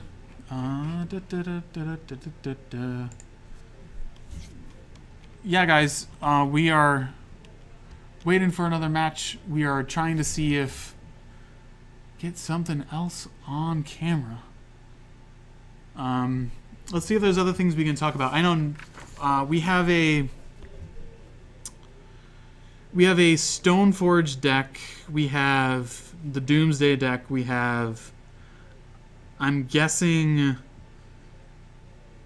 Show and Tell. We've got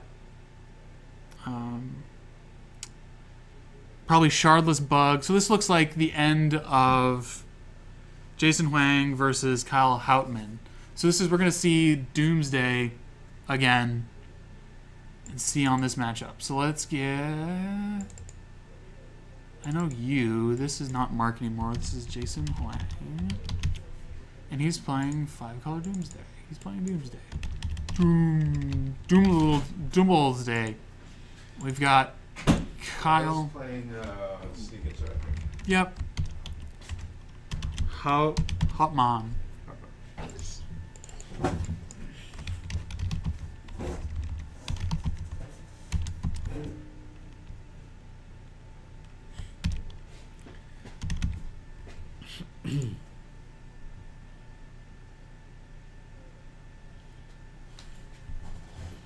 All right. Do you know what the? They're match 1-1. Yes. Right. They're 1-1. 1-41. Someone's doing poorly. And these guys, yeah, I think they're both. Yeah, this is another 1-0 match. And so this just looks like a matchup to kind of see who's faster. I think Sneak and Show has the opportunity of having Force of Wills. Mm-hmm. I'm being told that you guys should put Chuck on next round. Yeah, he's playing the Humble Defector Jeskai Ascendancy. Yeah. We'll see if we can put him on. Nick was saying that his deck was very crazy. Like, just very good. We'll try it. Yeah, we'll see if we'll put him on camera. That seems like a cool thing. Minjibble Fabs, what is your favorite deck to play in Legacy? MUD! So Mark clearly loves playing MUD. I'm a big fan of lands currently. Mm-hmm. I like the grindy decks. I like sort of the board control kind of. Me too. Trying to I want to be the one who's only person having fun at the table. Yeah, I would have to agree with that. I enjoyed playing lands the one time I borrowed your deck and played it. I've been playing Birthing Pod for a while, but I like a lot of decks. Actually, I used to play Bug Delver a lot, and that was pretty fun. There's very few decks I wouldn't enjoy playing in Legacy. Probably Dredge would be one of them. And yeah. I don't know. I can't really think of another one that I would really hate. All right, so we've got a Fishy Ponder going on. Got 2 lands and a Show and Tell. So that's going straight into the creep. Yeah. Yep. Does he have anything to actually bring to class in hand? I don't think he does. He looks like he has a fetch land to get rid of some of those lands, though. All right. Commander Mouse, I can't actually play Blood Moon when playing lands. That's actually what you call a non-bow. Just sort of go. Razor Verge, when will the raffle take place? At a random point in time during the stream. Since I don't know actually how to start the raffle, Mark is going to come in and do it at some point, probably in between the rounds. Or possibly during the rounds. Or possibly during the rounds. rounds. It's going to be very random. That's all he would tell me. We got a Wipe Away. Let's put that one up there. That's the split second bounce spell. Yes, that is what Kyle got me when I played him on Monday. When he put Blood Moon out, and then I responded with Ensnaring Bridge. And I had a Chalice on 1 and a Chalice on 2, because I thought he played Echoing Truth. And then he goes and plays Wipe Away. So, damn. That was rough. Sure, which one they're gonna have. Yep. So Jason getting a fetch land, playing top, passing the turn. So the first kind of hurdle of the Doomsday deck is essentially getting a top online in order to be in play, in order to serve the function of drawing a card post Doomsday. So Jason knows he's got to get through a Force of Will and a Flusterstorm to beat this hand. And Wipe Away, apparently, which I don't quite understand what that's about. I guess you can respond to a Lion's Eye Diamond with it? Yeah, I guess so. Or no, that won't even work, will it? Because isn't sacrificing part of the cost? Yep. Yeah, so that doesn't even work. Gibboism. Hello, sir. Glad to have you in chat.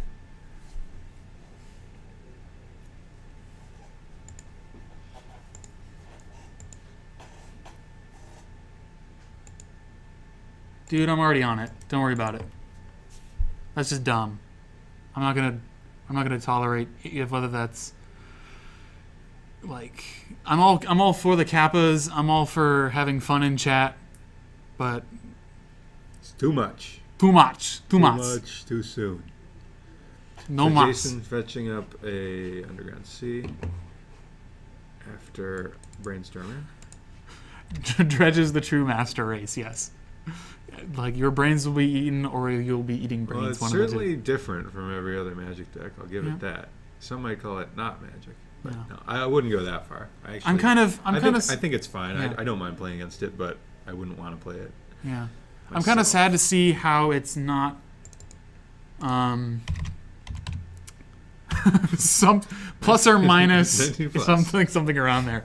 Yeah, I think I know I've been a big fan of Vintage. For people who are interested, you should check out the Vintage Super League. That's awesome. He didn't sacrifice. I thought he did.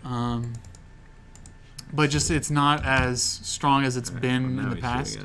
Yeah, a little premature fetch land sock there. I thought it looked like he was sacrificing it. Yeah. Yeah, Vintage is sweet. There's all kinds of crazy stuff going on. I guess Dredge kind of dominates that format. Well, not dominates it, but really polarizes it. From what I understand, you have to run a bunch of hate in your sideboard to be able to beat it. Yeah, and Vintage is sort of like a 6-drink minimum as far as cards dedicated. Yeah. Luckily, you can run. A lot of people run Grafdigger's Cage because it does double duty against Oath and Dredge. But let's focus on the format and the decks that we actually have in front of us.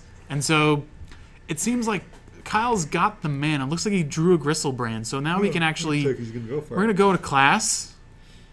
And this is real bad for Jason. It's unlikely he'll be able to win this fight because Kyle has a Flusterstorm and a Force of Will in hand and a blue card to pitch. So he doesn't even have counter spells in his deck. So I don't know what I'm thinking.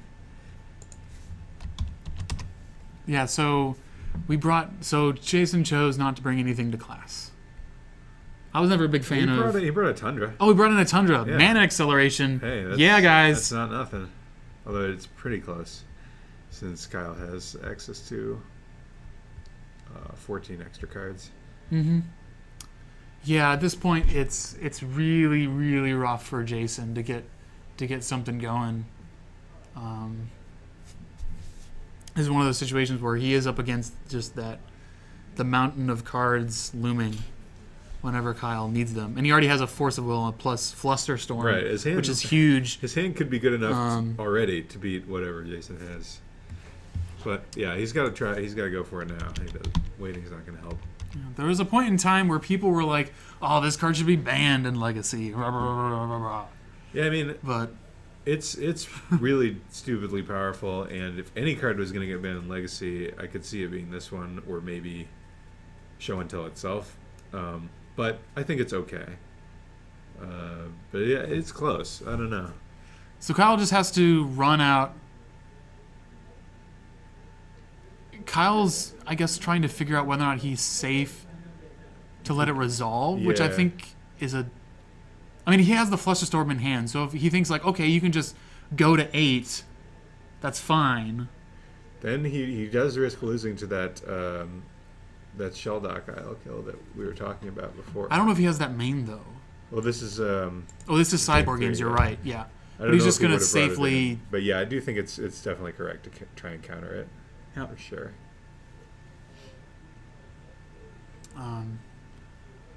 Yeah, so we're going to ponder, define something else, don't see it, going to shuffle that stuff away. Yeah, Cook, I don't think it's actually that bad anymore.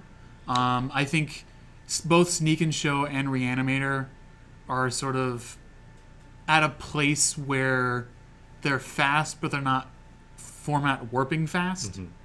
Yeah, if they were handling it like they handle Modern, I could see them banning That'd be it. ridiculous.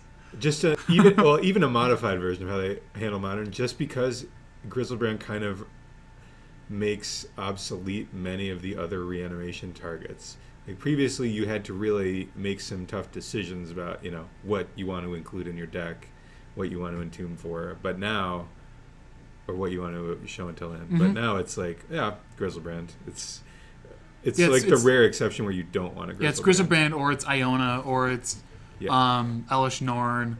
Maybe it's Tidespout Tyrant. Maybe it's Ashen Rider. There are plenty of good options, but like you just have a very solid baseline now of a card to get that you didn't have before. So it would sort of be analogous to them banning Wild Nacatl in Modern because they thought it pushed all the other aggressive decks out of the format. Turns out there just weren't any aggressive decks. Yep. But unless you count Affinity, but they didn't realize that at the time. Mm-hmm. And I think one of the neat things about Legacy is just because it has just a massive card pool, and you get to introduce cards like Containment Priest, as Commander Mouse is saying, like that you can't, because of the way that the wording of how Modern is defined as a format is that it has to be standard legal at one point. Right. And so Legacy can get cards from the Commander just sets. Print whatever they want. Yeah, they can can to hose Legacy things, which is nice. I guess that's a good option to have. They did say long ago they were gonna stop printing cards like Glacial Chasm and Smokestack, but Containment Priest, I guess, is kind of up there as far as being a limiting factor of what people do. Mm-hmm. Yeah. Oh, Containment Priest. I'm not looking forward to playing against that this weekend. That's gonna get me real good. I'm curious to see how present it'll actually be, Yeah, I'm hoping people will only be playing like a couple copies. And so he just drew Emrakul. That's fun. That's a good one. Yeah, this game's a formality at this point. Yeah, he can. He's drawn 14 cards. He's not going to fizzle. He can play Sneak Attack. He can crack a Puddle for Red. And that's the game. Dr. Silky Pants, you should probably change those pants. I don't know. If you're late, maybe then you don't have to. I don't know. Silky Pants. Those sound like a good material for pants to be made out of. Silky. I actually do not own a pair of silk pants. I don't either, but I kind of wish I did. Now that I've heard it. Silk jammies. Yeah. Sounds great. Yep. So I think that's it. Yeah, I think for them. All the other games were in progress. Kyle showing off the wipe away. I'm actually going to go to the bathroom real fast, so I'll be right back. All right. I'll entertain the masses. Yep. Somehow. If you want to talk about your favorite karaoke song is, roll up into. I always have trouble picking a karaoke song because I don't really like most of them. Mark has entered the room. What's he doing? Get a deck box. He's grabbed a deck box and now he's leaving. Oh, very helpful.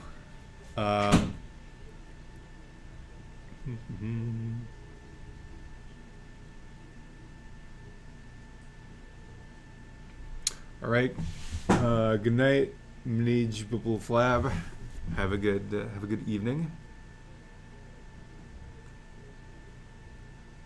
Looks like Kyle brought in Dig Through Time. Took out Dig Through Time.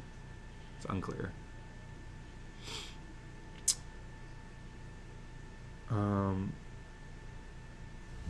Oh, I'm sorry. The winner. Oh, I'll type it.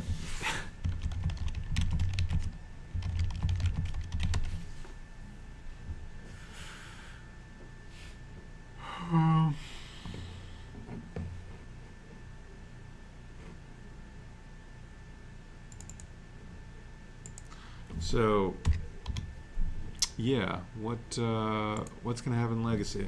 I don't know. I'm looking forward to going to the SCG Open this weekend with any luck. There'll be a huge snowstorm and I'll be trapped there on Sunday. That'd be excellent. Yes. Exact Squatch.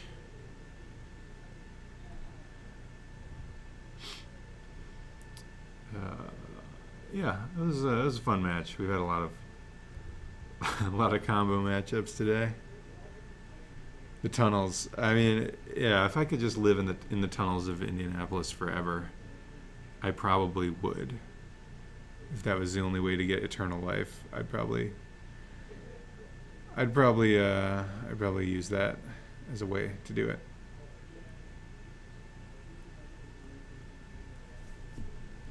Yeah, but Grizzlebrand's fine. I do like the Treasure Cruise ban. I thought that was good. I wasn't expecting them to ban it because they usually just let Legacy go, and I don't actually think it was oppressive, but it was definitely format warping and not very fun to play against, in my opinion.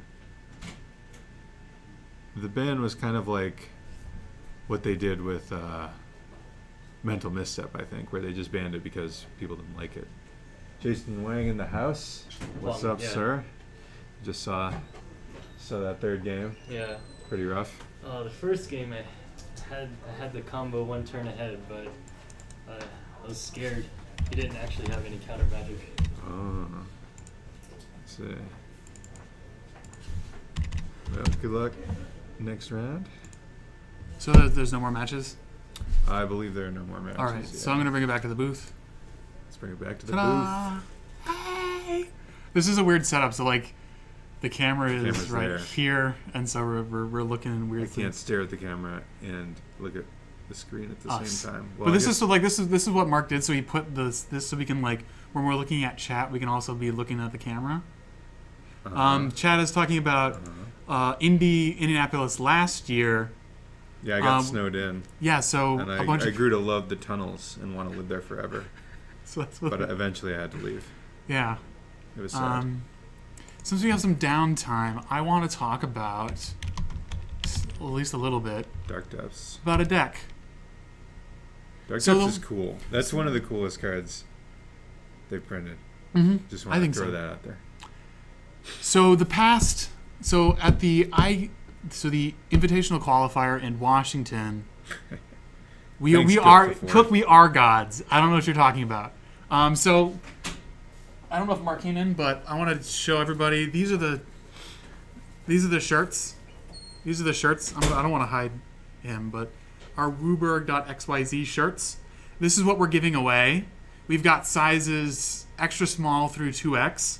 So whoever's the big winner tonight is going to be getting their own free shirt. We'll send you a message. You send us your size and your address. We'll be sending it to you. If anyone's interested who doesn't actually win the raffle, since only one person gets the win, everyone is actually. Let me repeat that. Everyone's a winner, but only one person gets a prize. And so if you don't actually win the shirt, you just need to send Mark a message and just send WUBRG us a message, and we'll get you a shirt. I think Mark said they're about $15, which is a pretty darn good price for a quality shirt that's not from a thrift store, guys. It's not from a thrift store. Don't even It mess wasn't with us. found on the L, okay? It was found just outside the entrance to the L. Sasquatch, do you live in Lift, bro? Come on. You could sew two shirts together. You can sew That two could shirts work. together. Yeah. Or if you have it's like if you're too fat, you have to buy 2 seats on the airplane. Yeah, Like, you just need to get 2 shirts, sew them together. Just simple enough. sew. Maybe it's like you put the thing on your shirts.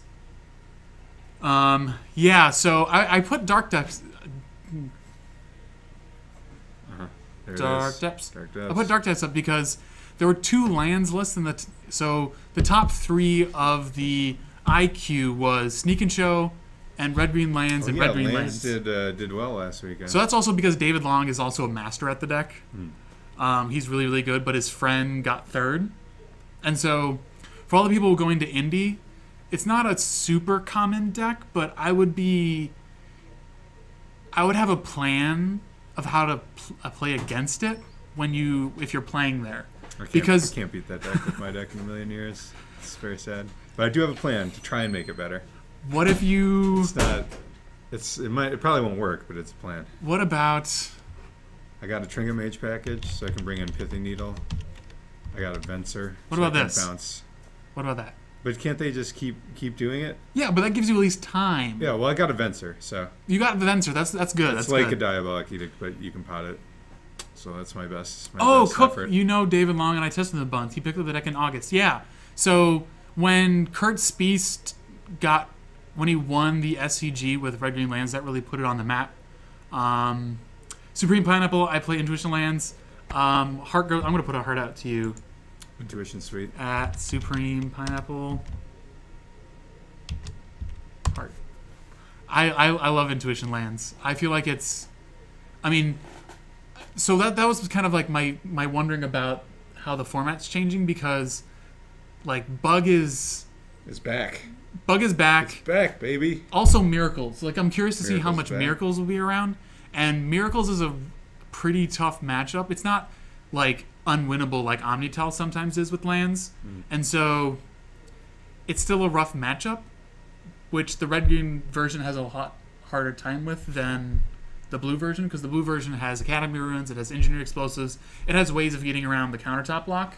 Because if they just get top, counterbalance, and like they can float a 2 to counter Life of Loam, you're kind of up a creek, because they can just sword or like they can Terminus Merit Lage, they can entreat the Angels for a boatload, and they just beat you. And it's a Jund Depths is also pretty cool, like the Ken and Haas deck. Kenan beat me in that tournament. He won that was last year when I got snowed in. I accidentally put him on the play for game 3, just without realizing that that's what I said. Apparently I said that. Oh. I was very tired, and apparently I was like, okay, would you like to play? He was like, yeah. Yeah, and I really don't exactly remember what happened. Oh, but David. I've done a lot of It's interesting okay. things to cause myself to lose matches, and that was added to the list. that matches that I should have won, or in that case, drawn, because we were like out of time. But. Yeah, so I mean, more of my heart wants to say it. Like, there's going to be a lands list in the top 8. I mean, it Could be. It could be. It's a good deck. So Miracles is definitely going to be a thing to watch out for. The mop bucket in the back is driving you crazy. It's just taunting you. I know if you watched the stream yesterday for Modern, Alex was trying to juggle hats, and we just kept talking about how he was going to like land one in the mop bucket. The mop bucket it's a vital part of the casting team, all right? So there's no getting around it. Yep. Goblin Lackey, what up? Yep. So one of the things we're gonna put on, I know definitely for our next round, we're gonna put Chuck on camera because he's playing Jeskai Ascendancy with this guy. Oh boy. Yeah.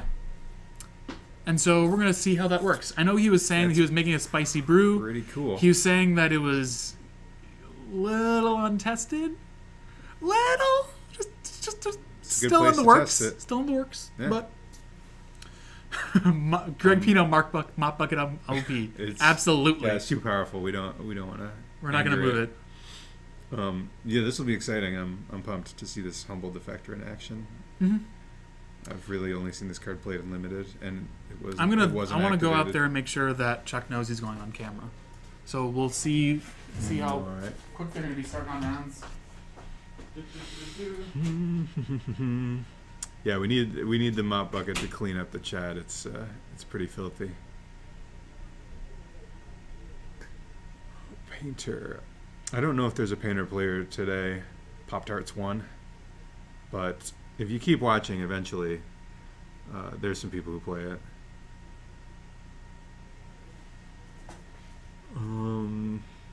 So for those who don't know about the interaction between Humble Defector and Jeskai Ascendancy, whenever you play a non-creature spell with Ascendancy out, you untap all your creatures, and you may discard or draw and discard a card. So with the Humble Defector, you can keep playing instants, put the ability on the stack a bunch of times for each one you play, and then eventually your opponent will get control of it, but you still get all the draw 2 triggers that you put on the stack at the end of it. So you can draw a lot of cards that way. Just explaining the interaction there. Yep. There's a couple matches still in turns. I need to go and... I'm gonna be right back. All right, you do that. Let you and the mop handle this first. Yep, mop. Let's do it. Where is it, guys? Guys, help me. Round label. Here we go. We're actually going to be starting round 3. I missed this. I was so hard on... Shoot. Okay. Let's put...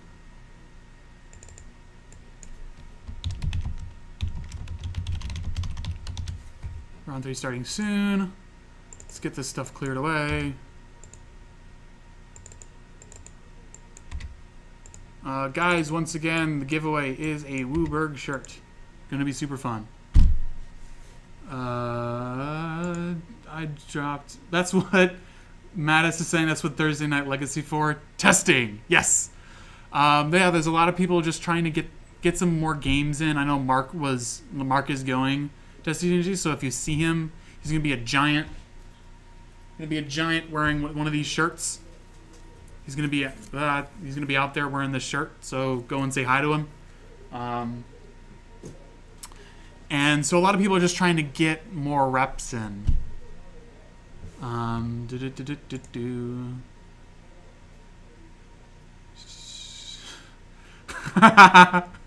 HC Fox is saying we're giving away a mop sapphire tonight. Absolutely. Absolutely not. Yeah. See what else is what we're talking about. So is Sneak and Show the best deck? iPhone 745 saying. I think Combo is probably really well positioned. Maybe? Like, if there's a lot more Rug Delver, that might be difficult because I know a lot of the combo decks, Rug is sort of like the Delver deck of choice that does better against most of the combo decks. But if you look at the IQ from like DC, there's only 2 combo decks in the top 32, and one of them won the whole thing. So it's going to be interesting to see how much combo actually shows up. Mattis is asking, do you metagame for your local metagame week to week? Yes. We have things that we expect from week to week. I've yet to see anyone bring in, like, I've been Sabo's webbed. Let's just say. Sabo's Web is a sweet card. As lands, I've been Sabo's webbed. We'll just say. That's great. Luckily, I had a Corrosion Grip for it, so it did not hurt me that much. But it did cantrip, so like value, you know. Oh, so much value.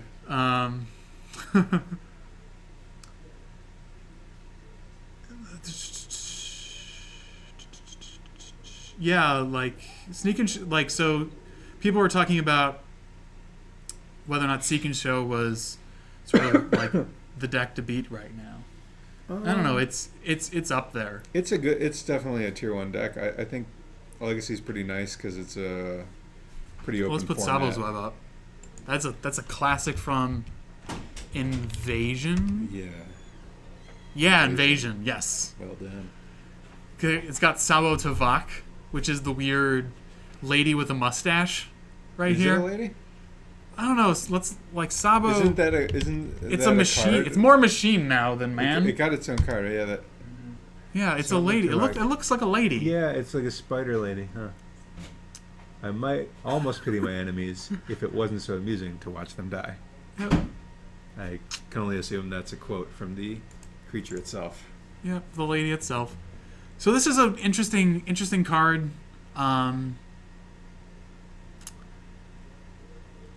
It's, I don't know. It's sort of a wacky...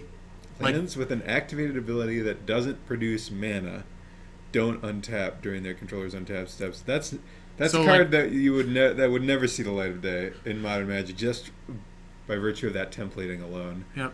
But it's a pretty cool card in terms of what it does. It does something very specific. Yeah, it so shuts off. A great sideboard type card, and it cantrips. So Shuts off this really hard. It shuts off Dust Bowl for Like, sure. I was always, like, back circa 2007, you would see decks that would run their Wastelands and then, like, one Dust Bowl as, like, the 5th recurable Wasteland sort of thing.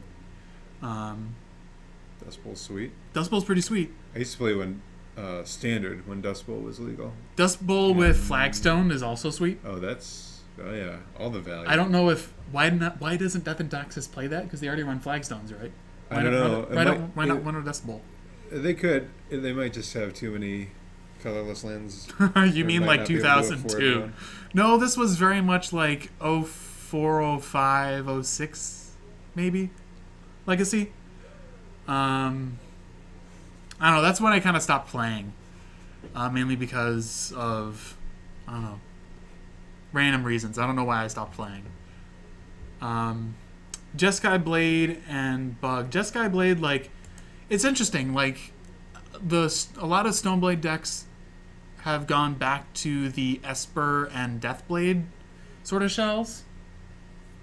I think another important card for sideboards is this guy. This seems like a good sideboard card lately. Yeah. It's a strong card. I always like that card a lot. I think there's going to be fewer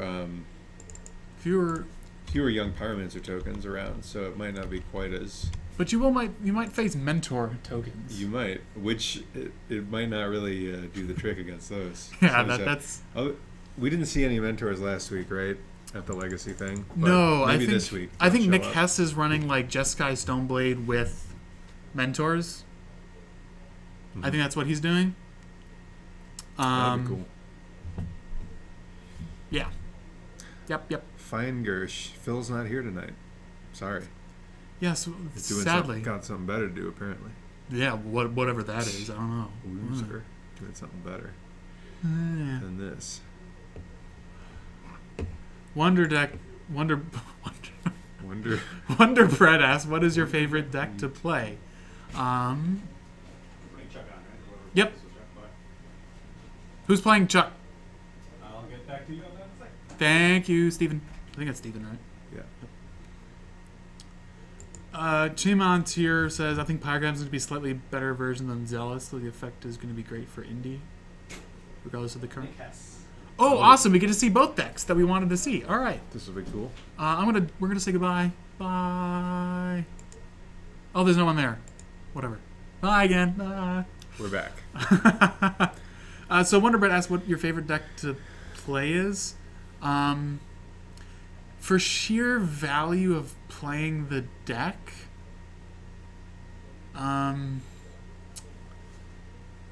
Illusions Donate. Oh, we're doing like Ever? I'm gonna say Ever Ever? and Okay. say Tricks. Tricks was like God. Tricks was like the most fun I've ever had That deck was playing a deck. so broken. I don't know if there's been a deck that's been more broken for a longer time in any format than that. In multiple Because when formats. something is that broken, they usually Yep. ban it. But they didn't. And Donate. then they banned part of it, and it was still too good. Yep. This deck gives me nightmares. I used to play... Delusions of Grandeur. I forgot. no, it's Illusions. Oh, okay. Yeah. There we go. You donate that. You play that. Oh, you gain 20 life, by the way, which helps you live. Yep. And then you donate it to your opponent. Or if you have this out, you just play it. But yeah, oh, the- Jesus. That's terrible The art. real broken part Dear of God. this There we was go. that it got to play Necropotence, Demonic Consultation. one of the most broken draw engines of all time, Demonic Consultation, probably the most broken tutor of all time. That card has a lot of text on it, but which is very small and you can't really see. But basically, you name a card, remove the top 6 cards of your library from the game, and then reveal cards until you reveal a named card, and then you get it. So basically, you get it, or you have a very small chance of decking yourself. So the right players. So we got people sitting down. We've got some Legacy. I I'm could gonna talk for find hours about how broken Tricks is, but I'll save that for later. Another day. I'm just gonna put Stoneblade for now. Although I know he said that he was considering running the Mentors in place of Stoneforge Mystic. Okay. I don't know if that is actually true, but that was something that he was considering doing. Oh, this will be Left interesting to player see. is Chuck. Chuck is sporting the WUBRG shirt, so we get to see that on camera in action. If that brings him luck, I do not know, but so we're gonna say Jeskai Ascendancy, right? Vamp Tutor is the most broken tutor, says iPhone 747. I actually have to disagree, because Vamp Tutor just puts it on top of your library, Uh-huh. and Demonic Consultation puts it in your hand. Yep. But it's debatable. They're certainly both. I mean, very good. there is that like small percentage chance that you just that's lose true. You can't when you consult. You can't tutor for one ofs with Consultation, which puts Vampiric Tutor ahead of it in that but respect. but that's in part what made the deck so good. It ran four ofs four and of then all these four consultations. incredibly broken cards. Oh, by the way, Mana Vault and Dark Ritual also Yep. in the deck. I mean, when I say this out loud, it just doesn't really sound too realistic, but it was. These guys, Contains many cards that I are now believe, banned in are Legacy. both 2-0. I think they're actually 1-1 because. Well, Nick got a bye. Nick got a bye, right? So Yeah. That means he. And I don't know if Chuck won or not. I can go. We don't have the actual. We don't have the most recent one. I'll take a look at that. I'll give him a win for currently. This is going to be an interesting matchup. We're going to see Nick go ahead and fetch. And Nick said he is going to be playing. That's an Underground Cease. Oh wait, he's on Deathblade. That's right. I spoke to him earlier today. I'm an idiot. So we'll put Deathblade. He's on Deathblade. Yep. It's Deathblade with Stoneforges, Thoughtseize. He's going to Thoughtseize here.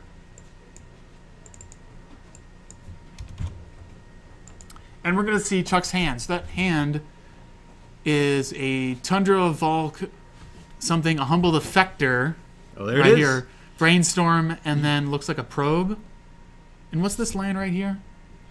That. What is it? Oh, jeez, I don't know. Is that a Plains or something? I've never seen that before. All kinds of weird art tonight. Yeah, he's on Deathblade, guys. I'm sorry, I made a mistake. Like a couple weeks ago, he talked about wanting to play like Jeskai Stoneblade, but Monastery Mentor is in the Stoneforge spot. But he's definitely preparing Deathblade for the. Oh, he's 1-1, so They're he both got, 1-1. Yeah. Oh, okay. Oh, that makes sense. Yeah, because he got a bye when he was at 0 points. Okay. Yeah. Oh, that's Homeward Path. That's right. Let's put. We're gonna put that up. That is part of his combo with Humbled Effector. Yes. So he combines Humbled Effector with Homeward Path to be able to grab it back and Whoa. That's a card I've never seen before. draw in my more life. cards. This is a new crad. One of them, they're new crads. Well, From, it's one of these commander sets, I guess, right? it's been printed. Yeah, in Commander 13. Oh, okay. So not that new. I've just never seen it before because I don't play commander. But it looks sweet. Yep. Really That- awesome card. That is a combo right there. So he traded forces.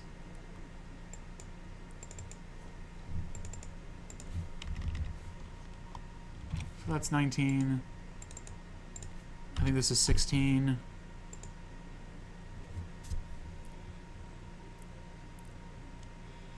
All right. Got a bolt on that Stoneforge. Yeah. So Yep, did yep, did that attack? That defector got in there? Is that right? Or did it activate? Oh, he activated it and took it back, right? I'm guessing so. Oh, that's sweet. That is quite a combo. 2 cards a turn. Yeah. I'm into it.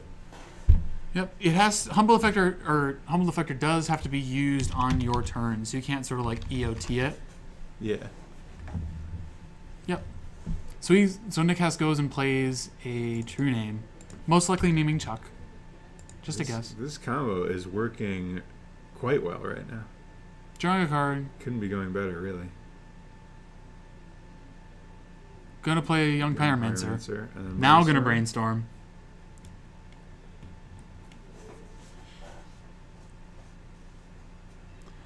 I want to see Chuck Harris's list. I know he made it like a tapped out, so I'll see if he can send us a link or he can put it up on our Facebook. But I will let him know. But he then homeward passed it back home, so it's safe. That's cool. Nick's... I suppose it's possible that he just plays a... Oh, he doesn't have a fourth land to play. Ooh, yeah. That would be... That would be that really would work. good. And I think maybe it's correct to just get it into play. No, he doesn't do it. I don't know. It might be good to try and get into play before. So he just plays the two counter Death Rights? spell's drawn. But playing two Death Rights is also reasonable. Now he's definitely going to be able to put it in play. Yeah. This just gives Chuck a lot more cards Brainstorm, trigger. To see a counter spell with. Varying his elemental tokens a little bit. So cards drawn is, I think, is 6. Yeah, I think we're at the 6 mark. Humble Effector. Plays another Young Pyromancer.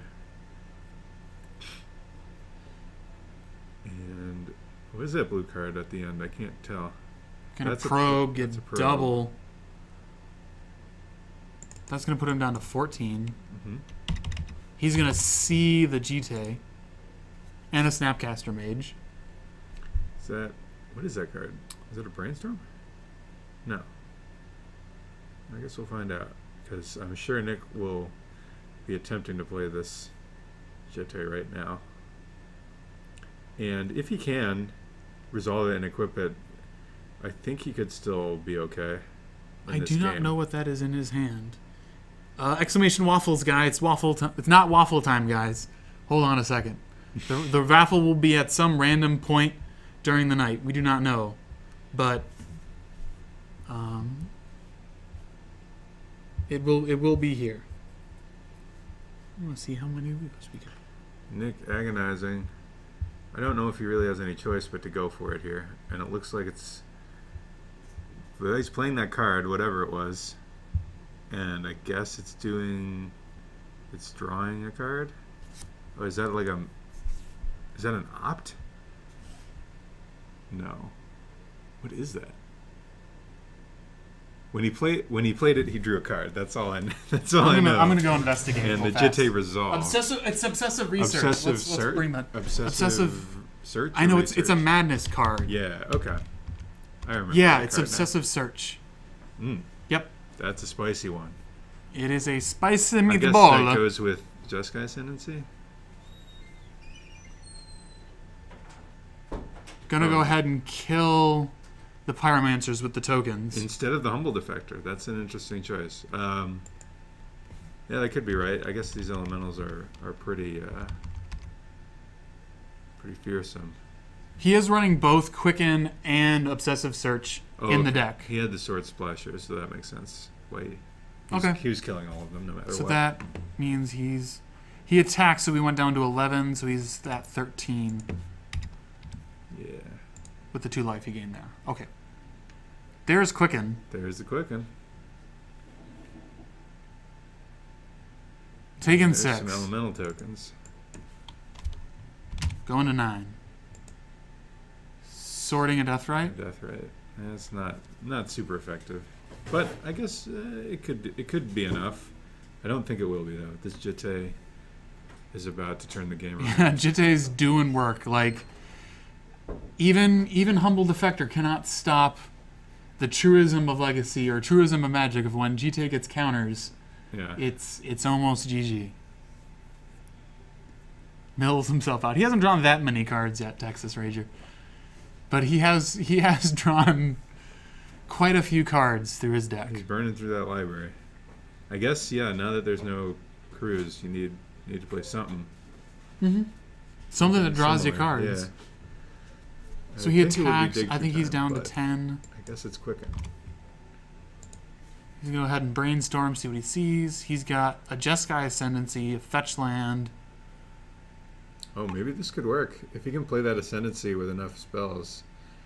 The fact that Homeward Path is colorless might become an issue here. Both players are now at 9. And allowing him to play enough spells. Yeah, Jay Pettit. He did draw. He is flooding a little bit in lands. Yeah, but that's something that it is giving him the opportunity to perhaps eke something out here. It always seems like you kind of get flooded when you draw a bunch of extra cards, but it is something that can tend to happen. Like your ratio of lands and spells. Oh, he's only got 2 lands in hand and the Fate Stitcher. So if he had something else to cast, and just go ahead and eat a lightning bolt, taking him down to 7. That's game, yeah, because he just pumps twice with the Jitte, and that's 7. Yeah, and then he eats again on his turn. So that was close. Despite going off with Humble Defector, it wasn't enough. Nope. He drew a bunch of cards. Did not see enough. See enough stuff. So yeah. So just as a for people, just as a reminder course about what that card does. That card kills things. Yeah. Creatures, then players. It's the or sometimes the other way around. It was the rats. It was in the rats precon from Kamigawa, which really caused the price of that to be grossly different from the other precons from Kamigawa. This card is busted. It was busted then, and now it's busted in Legacy. Stoneforge Mystic has a lot to do with that, actually. If Stoneforge Mystic was never printed, this card would be... It's still good, but not nearly as good as it is now. Why don't we change this up? Why don't we say Humble Ascendancy? Because that sounds like... That sounds good. It's a very Buddhist thing, you know? Yeah, it's flavorful. Yeah. You meditate. You're a monk. You're meditating. You draw some cards, and then you go home. Mm-hmm. You were about to. You go on a journey and you come back. Side. Yeah, you're on a journey and you come back. You are on a mental journey in your mind, but also a physical journey to the other side of the board. It is kind of cool that they have certain effects kind of have a sort of the flavorful a flavor piece that to is it. always associated with them. Like meditate, the card draws 4 cards, and then you skip your turn. Like it's a pretty flavorful card because it goes along with what meditation sort of is, and then a lot of other cards that relate to drawing cards. Yep. So that card I mentioned, same theme, being a good sideboard card right now. Zealous Persecution. Zealous Persecution, yeah. He's bringing some of those in. It would be. Oh yeah, this is a matchup for it for sure. He's also bringing in I saw a Pithing Needle. Okay, yeah. Seems probably good. Slap that on Humble Defector, so he cannot consider. I'm just gonna call that land Hair Salon, given the art on Humble Defector. What? Yeah, I guess doesn't he? Like he has someone standing behind him, right? Yeah, he's getting a haircut. Oh, yeah. I didn't really notice that. He's getting his hair chopped off as a way of... Well, it's not a monk at all, is it? It's a rogue. I didn't realize that. Well, the monk's doing the cutting of the hair. Oh, the monk's doing the cutting. I see. And they're like behind a waterfall or something? Well, it looks like a monk. It's a rogue that's like turning into a monk. Like he's in that transitional period. Huh. Maybe that's what the deck should be called, H.C. Fox Hair Salon. I like it. Yeah, well, why not? There's more ridiculous names for decks in Legacy than that. Alright, drawn up. Opening 7. Nick's hand looks pretty solid. 2 lands, Force, Brainstorm, Vendetta Glick, Deathrite, Shaman, and Spell Pierce. And they both kept. Alright. It's going to go to 19. Fetch out a... Oh, is that Underground Sea? Yeah. Barbershop. I like it, Greg. I like it.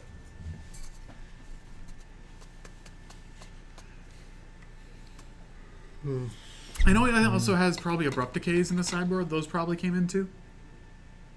He has Abrupt Decay in his board as well? Okay. Oh yeah, that's right. He's playing green. So is Cook the this- fourth. Good night. Have some fun. Good luck if you're going to Indy doing anything. If you're judging, good luck in judging. Yes. May your judgments be swift. But and just. but accurate. But Or- accurate. but just, yeah. I guess they'd be more just than accurate. Okay, so that was an end of turn brainstorm. And now we're gonna see Boom. Humble Defector. the defector. Is he? Doesn't look like he's gonna force it. That seems fine. I think Draws. he's got some kind of removal, maybe. Oh, is that a Notion Thief? Oh, that is a. Yeah, I think it is. So he's playing like sort of the stock. So no. Wrong thing. Horde of Notions. Horde of That'd Notions. be great. So Notion Thief has been like a card for like Esper, Stoneblade, Deathblade lists that they've run in their sideboards during the Treasure Cruise era, but And might before, still. really. I mean, it's still a good It card, was like great against Jace. good That's against like the Jace. primary like the, sort of thing the in Treasure brainstorm Cruise. Jace decks. Like Yeah. it still probably has a spot. Unfortunately, it does cost 4 mana. It looks like Nick didn't have a fourth land there, or a third land, I should say. But he'll probably shuffle away and try and find one. He had a bunch of brainstorms, so he should be okay. Defector getting in for damage, so he can at least rest easy that there's He's not gonna be drawing the some, cards. Some ridiculous card draw engine yet, anyway. Mm-hmm. Yeah, so And Nick's- Mattis asking, Nick's does gonna Chuck have a catch. way to give his guys haste? I do not think so. I don't believe there is anything like that in his deck. Using another fetch. I've definitely 16? done some gather searches looking for good cards that give haste, and there aren't a lot. Although that was a modern. In Legacy, you could play Anger, and it kind of works with Jeskai Ascendancy because you can discard it, Yeah, that's true. but it's still not that good. Anger, you have It's to have kind- a, it's kind you of have to a- have a mountain in play. You have to have Mountain in play, And which he have to does be have integrated. mountains, but Yeah. it's just not a great card to draw if you're not about to kill them. And by not great to draw, I mean Humble it's Badoka? quite bad to draw. Oh, a 2/2 functionally Shroud. There's the actual card Humble, which is some pretty cool art.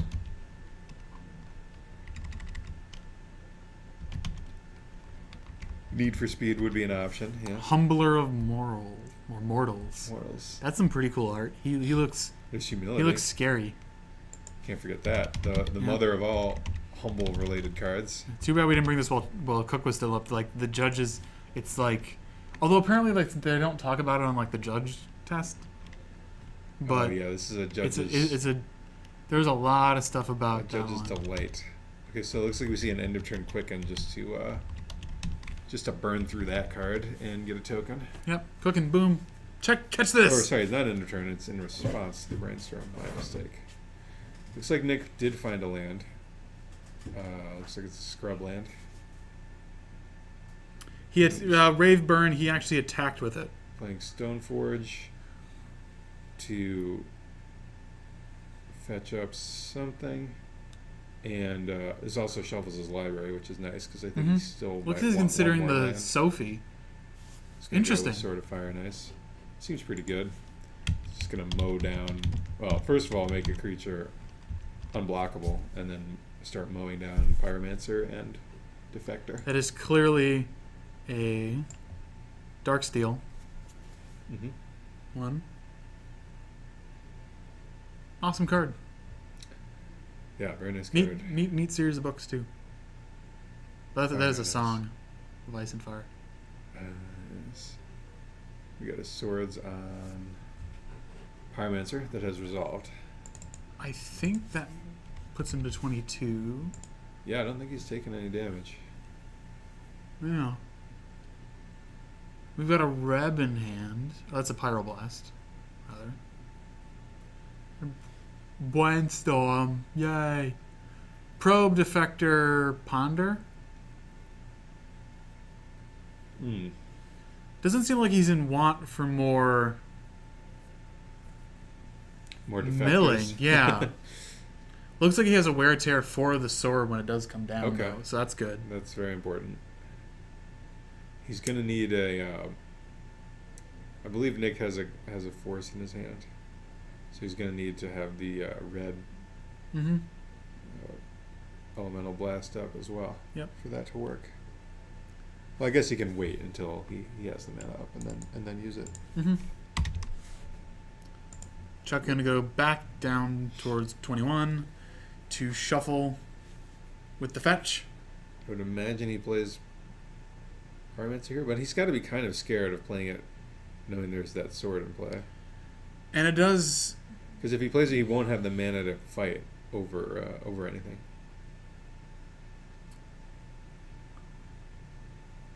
He's gonna ponder. Yeah. Okay. Although Nick does need to like draw a land in order to play and equip. Mm-hmm. Or actually, yeah, you're right.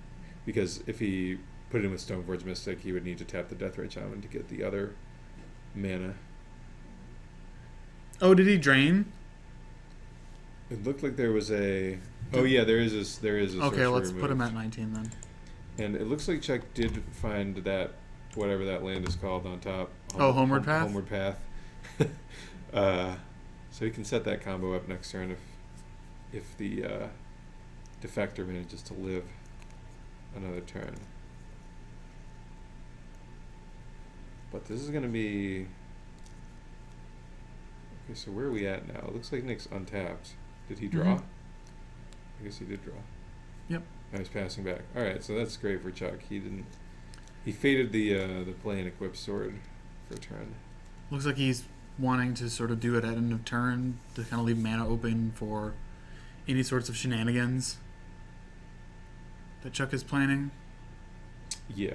Since he's done a lot of library manipulation, so he's going to use the force on. Interesting. And he's probably going to end up wishing he hadn't done that because he draws into dig through time. Ooh, that's nice. Yeah, because now he's not going to be able to protect this sword. Actually, he will because Chuck didn't. He only has white mana up, so it looks like that is probably going to work. He has a Tundra up, so he has white. He has a Tundra. Yep. Right, but the artifact killing side is red, isn't it? Yes, but he's got Volk too, but he's going to Vendilion click here. Oh, okay. Yeah, so he doesn't have enough mana to fight over it. He doesn't have enough to the dig Reb. either with Delve. Or, wait, where does he even have the Reb? No, he had one at one point, didn't he? Maybe I was just imagining that. He brainstormed it away, maybe? Okay. Interesting. Gucci Dodoria Tito, he's got Homeward Path, so whenever he activates it, he then... I think he might be able to hold priority and then tap it to bring it back. I mean, he can they can then respond to the trigger of Homeward Path. Well, when it goes over to the opponent, it's tapped. So as long as you use the Homeward Path on your turn, they'll never get a chance to untap and use it. Yep. So Homeward Path is an ability to combo with it and to try and make sure you just get all the card draw, unless they plan on wasting a removal for it. Going real deep, that is exactly how I would describe it as well. But it is Soon pretty Two's cool. asking, is there any other reasonable uses for Homeward Path? Gilded Drake is probably one. Ooh, yeah. So that might be an interesting pretty sideboard nice. card for like Reanimator and... What if you just built an entire deck just based around... It's probably pretty bad, but... running 4 Homeward Paths. Considering there's a format full of Wasteland. Oh, he does have the... Well, how'd that happen? Where'd he get that from? Maybe you just drew it again, I guess? Did he click... I kind of wasn't paying attention, but perhaps he clicked it shuffled. away and then drew it. Because it wasn't in his hand when he was clicked, right? Well, That's silly. that's a serious... Oh, he clicked away the wear tear. That That's makes what sense. happened. Yeah, right. He kind of has to. It's like, I'm Kinda going to has play to. an artifact. Yeah, he kind of has to. Now he plays the Wear Tear and triggers. Oh my and god. boom. That's just so gross. So he drew another one? He drew another one. That's a pretty insane series of top decks for Chuck. Yeah, he's making up for all the bad draws last game and just getting everything he needs. That was Oh, he nuts. obsessive searched at one point. That makes sense. He played an obsessive search. Sure. So he was able to get there. Okay. But so there is Nothing Sheath. He does have Notion Thief in hand rather than Zealous Persecution. So it doesn't look like he's going to be sitting back. He's going to be casting spells. He'll play a Snapcaster Mage on Abrupt or on Sword to get rid of that. So he's going to go back up to 21, I want to say. Mm-hmm. I don't know. Part of me wants to just like sit back and like let him humble the fact and then Notion Thief. Oh yeah. Yeah, I mean, it's a tough choice to know which one to go after, but this, again, this Humble Defector has gotten active. The combo has come online, which I really wasn't expecting that to happen in this game because of all the interaction Nick had. He had the sword, but it's worked out that way. Yeah, I mean, like and Nick Chuck didn't have the homeward path for a while. Mm-hmm. Sorry. And it seems like Nick's been prioritizing Chuck's win conditions. Like he's been almost specifically sorting the Pyromancers here. Right. So, like, he's fine with him drawing cards. Like, he still needs a way to win. Like, Chuck could eventually draw into Ascendancy and then go off with a Fate Stitcher, but and all the tokens are going to get stuff. He's not going to be able to. It worked last game, letting him draw the cards, but I don't think it'll work this game because his hand is much, much better. Mm-hmm. Homeward Path almost came out in time for Gazban Ogre to be usable. Maybe.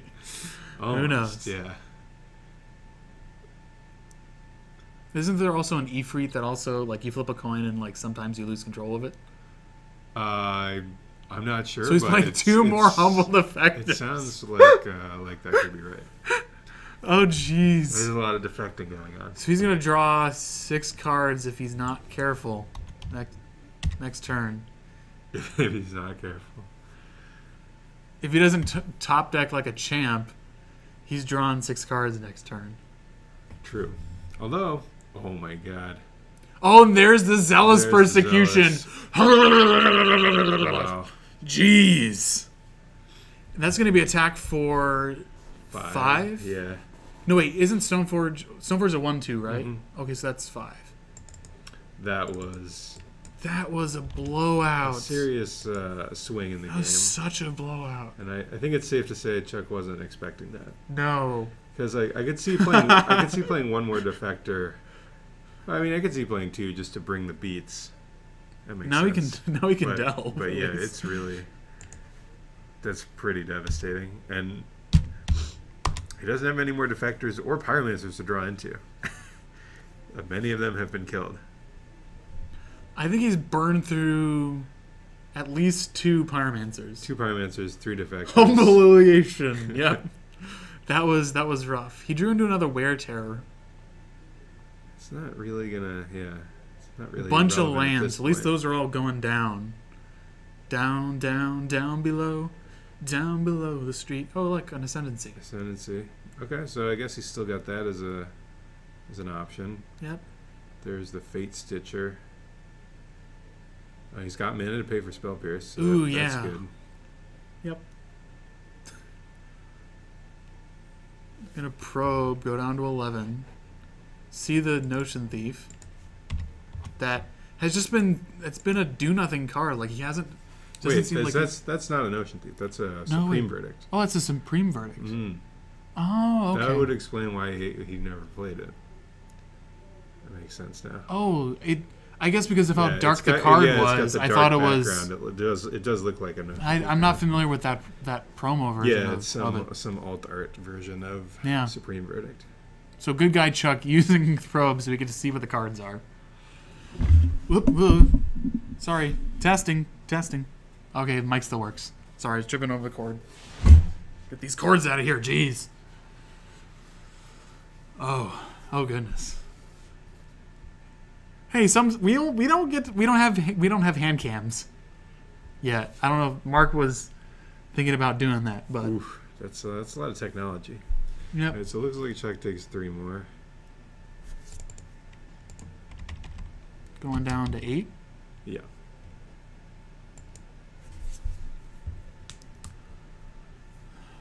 So Oh, it's possible. Did he drain him at the end of the turn? Like, I'm not sure if that happened. Or not. the dig through time. Yeah.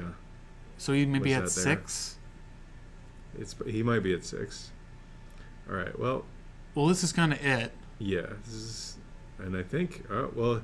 Okay. Nick has the swords, so This is a new. I'm pretty sure he goes for it here. Like, I don't really see why you would wait. So I was talking to Chuck about it. He has these cards that he's using to kind of differentiate different phases and stages of the combo about what gets what. Sure. Okay, so Nick's going for the sword splashers on Fate Stitcher, Mm-hmm. and Chuck's gonna have to fight over this. Or I suppose alternatively he can just keep going in response, which looks like that's what's happening. These are just like triggers. These are triggers. So it allows that's him to, why like, there's this do the complicated stack. stack being Yep. set up. They're trying their best. This card gets really. Oh, there's another Fate Stitcher. So this game is about to be over, and by about to be I mean in a few minutes. Mm-hmm. It's not going to be quick, but Yep. So he's resolving. Yeah. So that's where the sword is on the stack now. So he's untapping the Tundra. Tundra has some writing on it, so Chuck got it for really cheap. I can't remember what's actually written on it. It's sort of like, "You're the best." It's sort of like someone signed oh, that's nice. signed a Tundra, like the inside of a book. It's always weird when you get a used book and it's sort of like you have this really Oh, I like deep, those. intimate Yeah. message Those to are somebody cool. else. It's sort of like, whoa. No, Raveburn. Those were actually cards that Chuck was using to represent triggers for Ascendancy for placing on the stack, because so many things can happen. You can activate Fate Stitcher in between resolving triggers of Jeskai Ascendancy, so you're allowed to so that's what he's doing. Putting now, he's putting the different triggers on the stack and removing them when he resolves them. So they're like different reminders for both him and his opponent in order to keep track of what's going on the stack and what's not, or when things are resolving and what's not. So we're gonna cast a Brainstorm. It's gonna get some more triggers. It's gonna get. Oh boy. Yeah, 2 sets for each. This is yeah, this game's about to be over pretty soon. He just gets a bunch of mana. So he's putting the ones over there to represent Just how loot big another Fate the new Stitcher. Fate Stitcher is. And allows him to kind of put different things underneath different ones. So it's like this one has been in play for a while, so he's able to, if he puts another Fate Stitcher in, he'll be able to track how much smaller it is, kind of thing. Yeah, so he's in the middle of going off. He's going through the motions, untapping more land, tapping it again, bringing another Fate Stitcher in.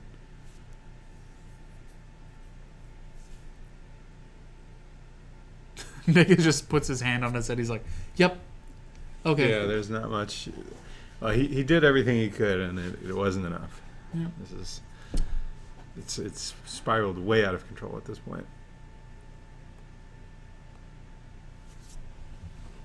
And that Fate Stitcher is probably almost big enough to just attack him, to be honest. After this next set resolves, I'm not really keeping track very carefully, but I would imagine it'll be enough. Yeah, it gets. Yeah, Gibbon was saying it has so many triggers, it gets pretty confusing pretty easily, especially because each trigger has there's triggers to do 2 different things. Yes. And he does. And that's a scoop. Does prompt the scoop. Lick and Horizon Chimera is suggested by HC Fox as a real complicated stack. I can definitely believe that based on what I remember about what Lick does, which is not a lot. Except I know if you it has a lot of words destroy on it, you lose the game, right? Yeah, it's a So Horizon Chimera. This is the easy one. Flash. Just draw the card. Whenever you and draw a gain card, you life. gain 1 life. And then Lich. Oh, geez. The original. There it is. And there's a lot of words on that. As it enters the battlefield, you lose life equal to your life total. You don't lose the game for having less life. If you gain life, draw that many cards instead. Whatever you're dealt damage, sacrifice that many non-token permanents. If you can't, you lose the game. When to push the game, you lose the game. So when Horizon Chimera is out, you gain life for every card you draw. So you just draw your whole deck. you just draw your whole deck. It like keeps triggering itself, right? Well, it says whenever you draw a card, you gain life. It's forced, right? Yeah, it's not optional, as far as I can tell. That's pretty funny. Yeah, that's a quick way to lose the game, it seems. Damping Matrix, Unless you have a Lab Maniac out too. a neat card that's sometimes used in Modern, not a card often used in Legacy. It has awesome art though. I'm a huge fan of the art on Damping Matrix. Yeah, but it's pretty.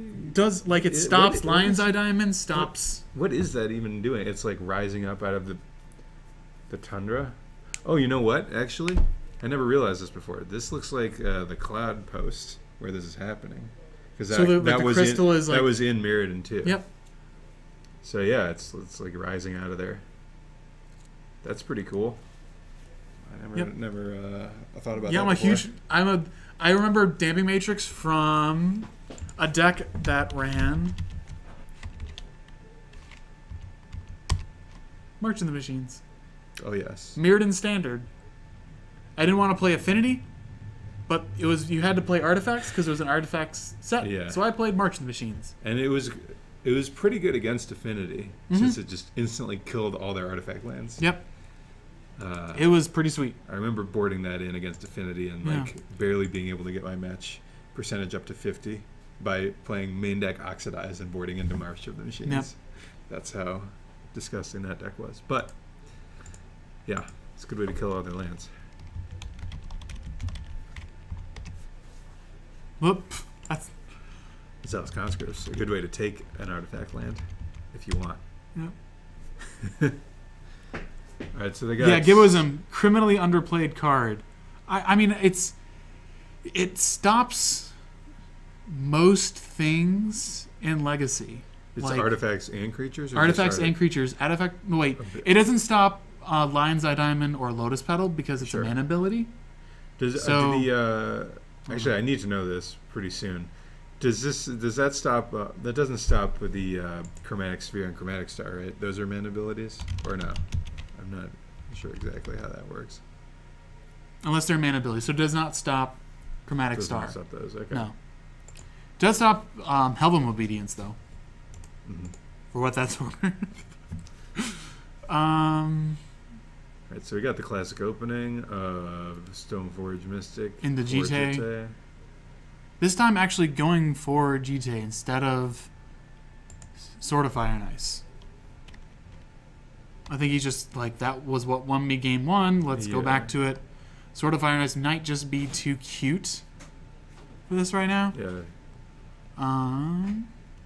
Let's put Humble Defector back on because that's a true name. Now it's a true name. So we might get the combo of like a Merfolk carrying a stick. And yeah, Chuck is in a lot of trouble here. Oh, is he about to try and go off this turn or something? I guess actually maybe he doesn't care. Yeah, if he can resolve that Jeskai Ascendancy, he might not need the Humble Defector to win. And the Jite, he could make the Jite irrelevant possibly, but Nick wisely forcing that card as it is quite broken.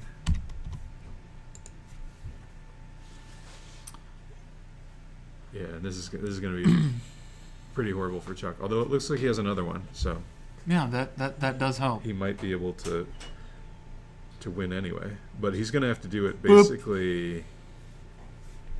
Take 3. I get counters. He's going to have to do it like the turn after he plays Jeskai Ascendancy. That's 17. or And you know what it's gonna be happens too late. when a GTA gets counters?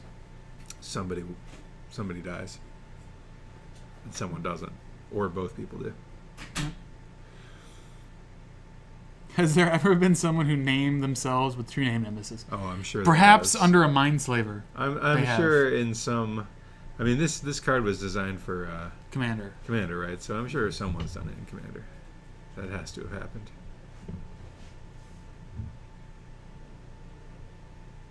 Alright. So he goes down to 14. Oh. Gets 3 counters. Yeah.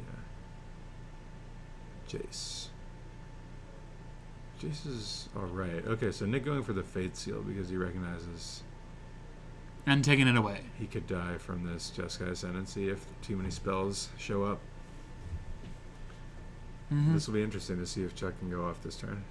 Gonna Rab Jace. Grab Jace. Or Pyroblast. That's a good way to Now get looting. that Fate Stitcher in the yard. Fate Stitcher in the yard. Fate Stitcher comes back. Now, he's going to have to be able to go off through Jitte counters. Oh, interesting. Nick didn't respond to that. So he has to respond before he gets... Or maybe he's better respond to this. I don't know. Yeah, this is when he's going to get +1/+1 counters. Okay, Chuck doesn't have another spell, so it doesn't go back in the graveyard. Yeah. Yeah, it gets removed from play.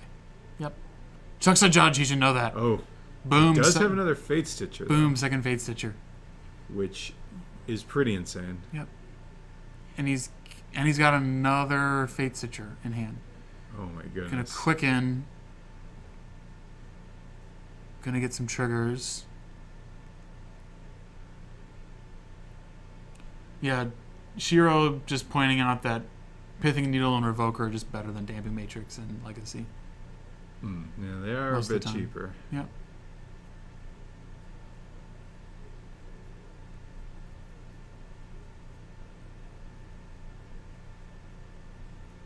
The power of Jeskai Ascendancy is being shown here.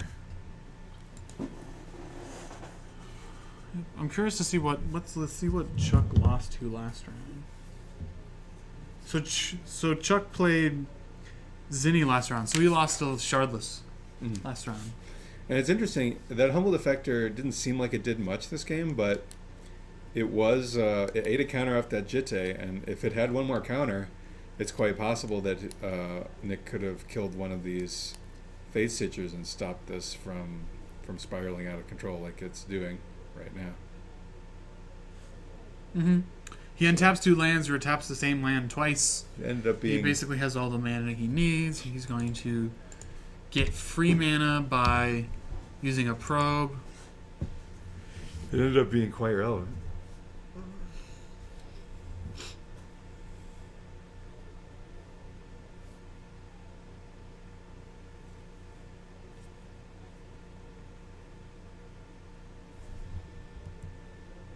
But how do you win HG Fox about the Lich Chimera combo? Unless you're talking about a different Chimera, it just is a thing that draws your whole deck. And then kills you when you are forced to draw a non-card. Unless you're talking about some other Chimera. I don't know.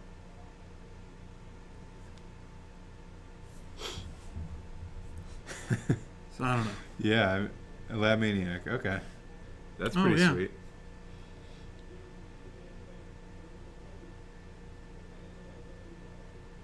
Has to be in play first, I get it.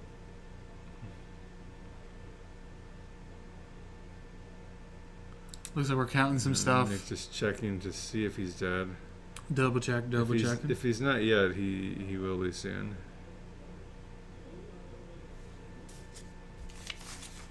These are some of these ground sheets from yesterday. Good lord. Gotta clean up. Oh yes, that's the mop bucket's job. It's not doing Yep, his guys, mop bucket. Why have you failed us so? job. We switched to talking about the mop bucket because this game seems like it's over. I think he's at 10, something like that. Doesn't really matter. These are huge.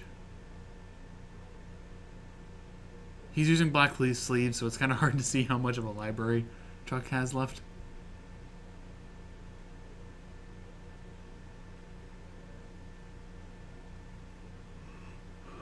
Bye, HC Fox. Nice to have you around. Glad you could join us. I guess we're doing a obsessive search, making its power felt. He's gonna get to draw a card off this. Or wait, is he casting it or is he discarding it and then casting it? I don't know. Wow, he has a. Yeah, I guess it's not surprising. He has a lot of those.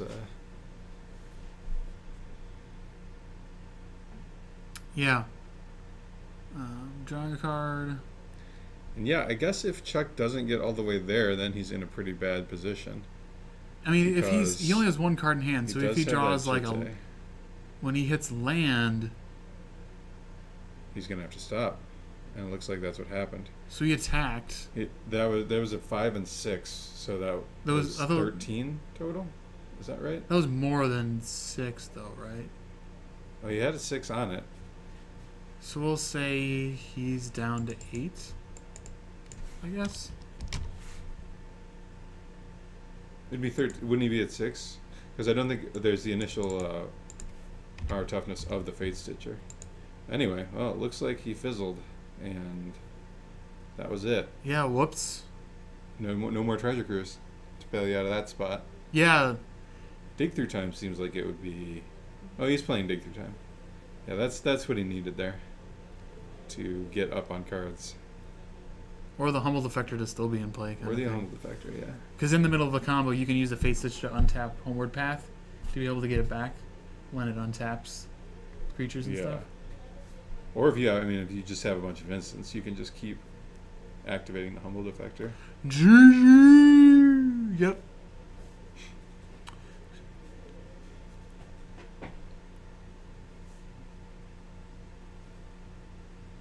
That was an interesting They're match. 1-1, so now I think that lived up to the hype. that was a good match. That was a good match. I'm gonna bring it back to the booth. Hey y'all, what's up, guys? Yes. We're gonna go ahead and reset some of this. Once again, guys, at some point between now and the end of this upcoming round, because we're getting close to round 4, our next round will be round 4 in 2 minutes. We're going to be giving away a WUBRG shirt. A wonderful, wonderful, wonderful WUBRG shirt. It looks a bit like this. WUBRG shirt. Boom. It's lovely. It's awesome. We've got sizes extra small through 2X. The winner, we message you for your address. You also give us your size. We get it to you. If you're also interested in getting a shirt at all to rep the stream and be awesome, Mark said they're about 15. You can message the stream, and Mark will get back in touch with you about that, since I have no idea about it. I'm not going to handle his business. Let's reset the life totals. Hey, Mark. God damn it. Now it's not happening. I was Mark's going to do here. it. Nope. He was about to give the shirt away. Yep, now it's not happening. Not anymore. Sorry, guys. You're going to have to wait. It'll happen later. Has anyone ever told you guys look like brothers? Are you just saying it because we're pale? Like, Crimson Viper. I've not heard that. I don't know. I can see it. Yeah. You guys have a bunk bed together, too. So that's We kinda do have good. that, yeah. Yeah. Secret's out. I forgot I have my backpack with, like, dye and everything. I just haven't been using it. Keep your backpack on your back. Nah. While you're playing. I've got 2 watch guards right here. I don't need to. I haven't been watching that, but the mop's been watching it, so Yep. it's safe. The glasses, I guess. I don't know.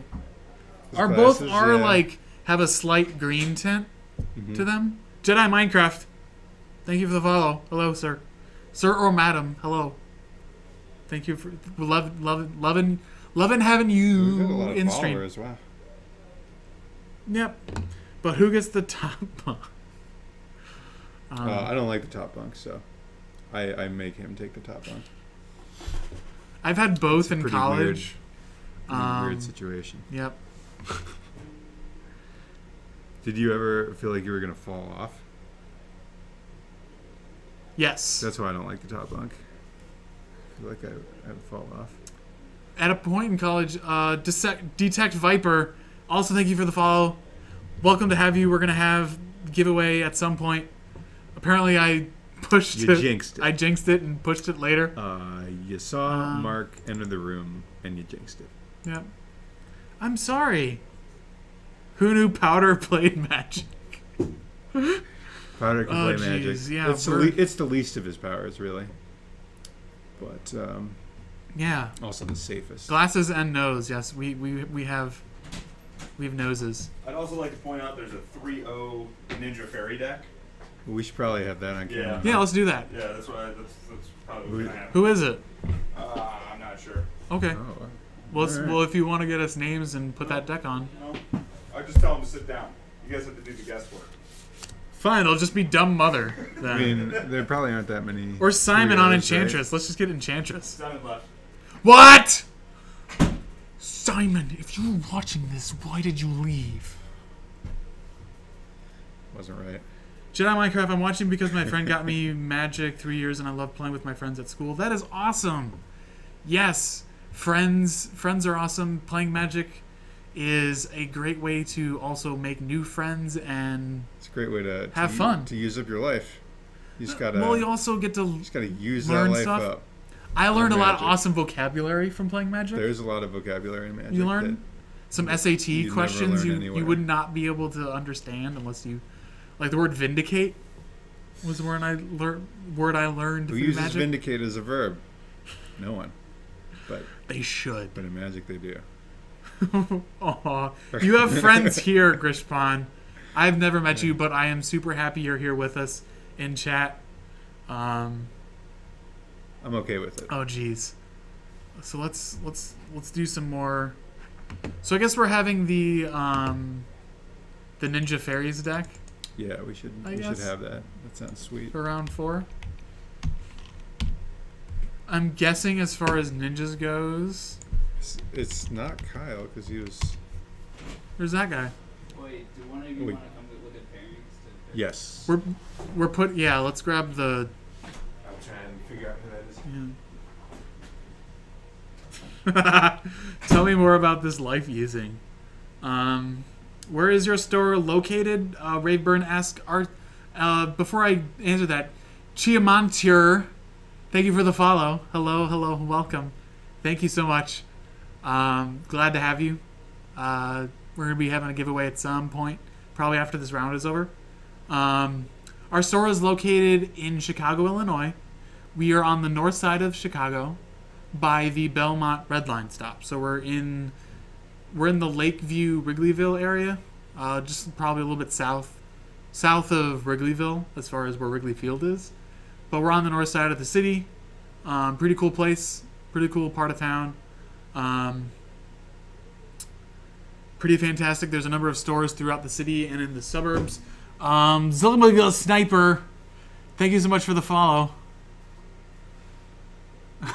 Crimson, does the Fairy Ninja deck use blue? Probably. That's my guess. Are there ninjas that aren't? I mean, there's rat ninjas from Kamigawa block. There's rat ninjas in Kamigawa block, so you could be a black. I guess. I don't know. I'm gonna grab some water. Been talking too much. Oh geez. Raveburn, yeah, yes. Thank you for following. That's fantastic.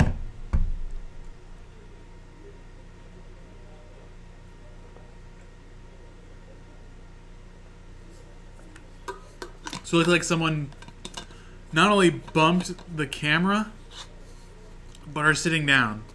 So I'm gonna go once again, guys. Giveaway tonight. WUBRG shirt. Get your own. You have to be following when we do the giveaway. We have sizes extra small through 2X. All right. We got Alex Villano playing Ninja Fairies on, I believe, this side. What is that? The right, yeah, the right side. And Kyle Norman, Which we saw playing Bug Delver. yes. Ninja Fairies. And he's 3-0, right? Correct. That is fantastic. Kyle Norman. Playing the boogeyman, or the enemy, I suppose, in this round. Mm-hmm. Match record. This is gonna be cool. Yep, absolutely. I'm curious. I'm excited to see what's gonna be there. What's gonna be in the deck. I'm guessing then we'll say Kyle's also 3-0. Yeah, they're both 3-0.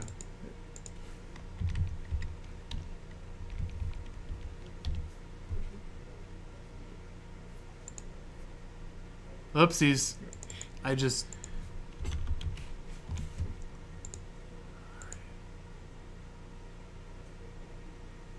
I think I have it all right. Okay. And they're That's off. a Delver. Delver's not a ninja or a fairy. What is this madness? Well, that's true. But it does I guess seem it's- like it works very I guess well it's just with the fish. ninja. Yeah. I mean, it's a fish deck. I mean, there's probably like Spellstutter Sprite in there and Ninja Powers, I would assume. I don't know how many more Delver v. there are Delver. besides that. Little did we know. So, yeah, now once you flip your Delver, you can return it to your hand and play a Ninja of the D-Powers. That's a combo. Yep. Boo hiss. I don't know. We'll see what spice he has. I saw a Mutavault in hand, so that's probably for Spellstutter Yeah, Sprite. it's nice with the Sprite. Yep. The old Sprite. If only Fairies wasn't so godly expensive to like build from scratch in Modern. That'd be a fun deck. I like the version with Pack Rat as far as Modern decks go. It's kind of neat. Oh, yeah. It's a good 2-mana threat you can play alongside Bitter Blossom. Mm-hmm. Alright, so we're going to fight over this Vapor Snag. Or Vapor Snare? Or Vapor Snag? That is a Can't remember. Vapor Snag. Vapor Snag. Mm-hmm. Common card in Standard for Delver. Like Man-Bear Pig? Ace Boy? Mr. Griffon. Pack Rat is a classic fairy. You know it. It's similar in style, if not in creature type. Yeah. I mean, the thing is, like, it would be such a good deck to be able to have those hands where you just, like Mono Black Devotion did, like, some hands you just play Pack Rat and you just, like, make a bunch of Pack Rats. So, like, you take all the bad cards for the matchup and you just overrun them with rats. Mm-hmm. Or try to, anyways. I'm not sure when. I kind of missed when this is all happening.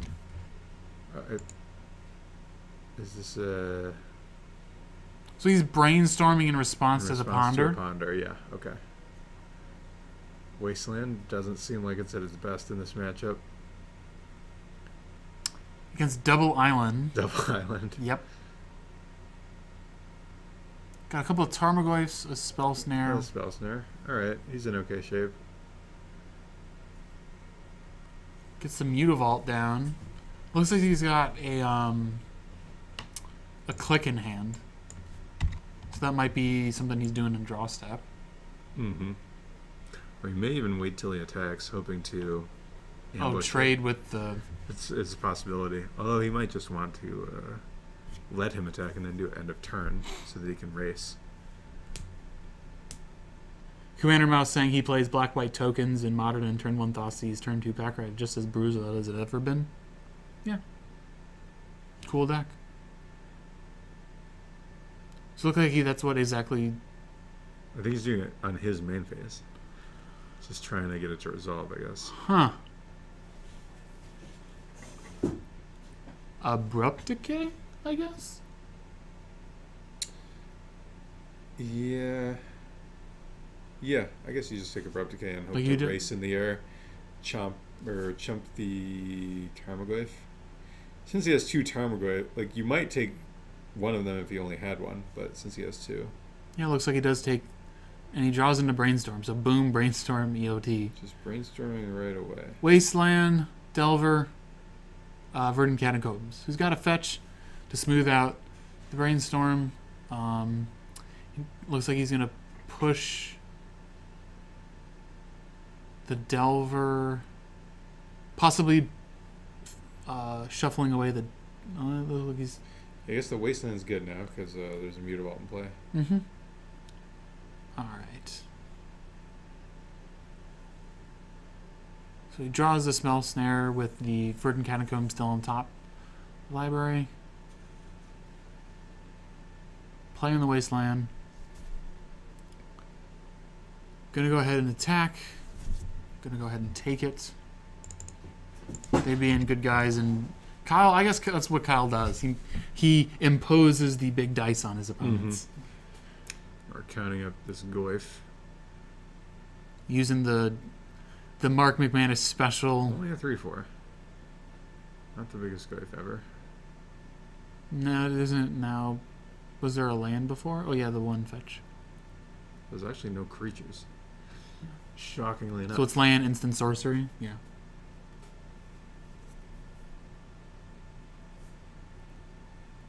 Looks like people are still talking about Modern. And there is the Modern Pro Tour coming up. There is a Modern Pro Tour coming up, which you are going to be in attendance. I will be playing in it, and I still don't know what to play, so not good for me. But I mean, I don't know, I'm working on I've played some of the decks. I know a deck I could play that might be fine. I'm trying on a like the makeshift, like the Scape Shift deck running through the breach. Oh yeah. I'm playing a couple Prismatic Omens in there too, to do just like the standard of the old school, just kill you with Valakut style. Yeah, that's an interesting deck. I haven't really had time to put much testing into that one.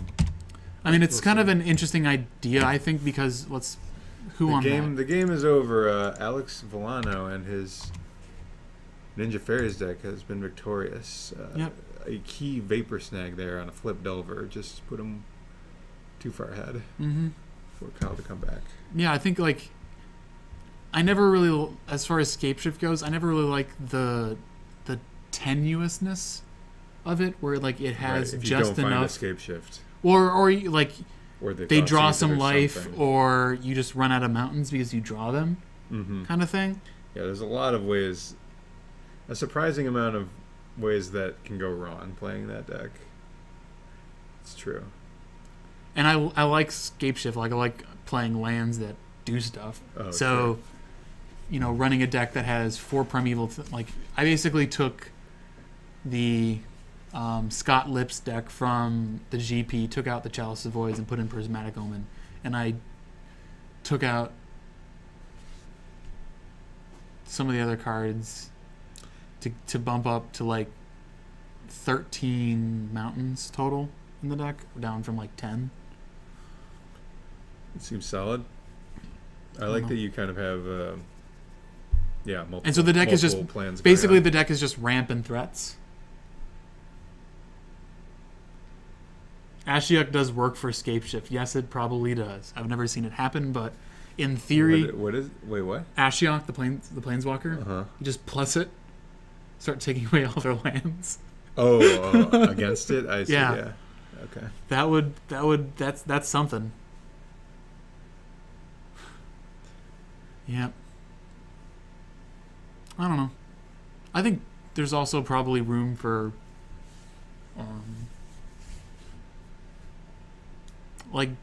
Red Green Tron, I think, is positioned really well for Modern. I think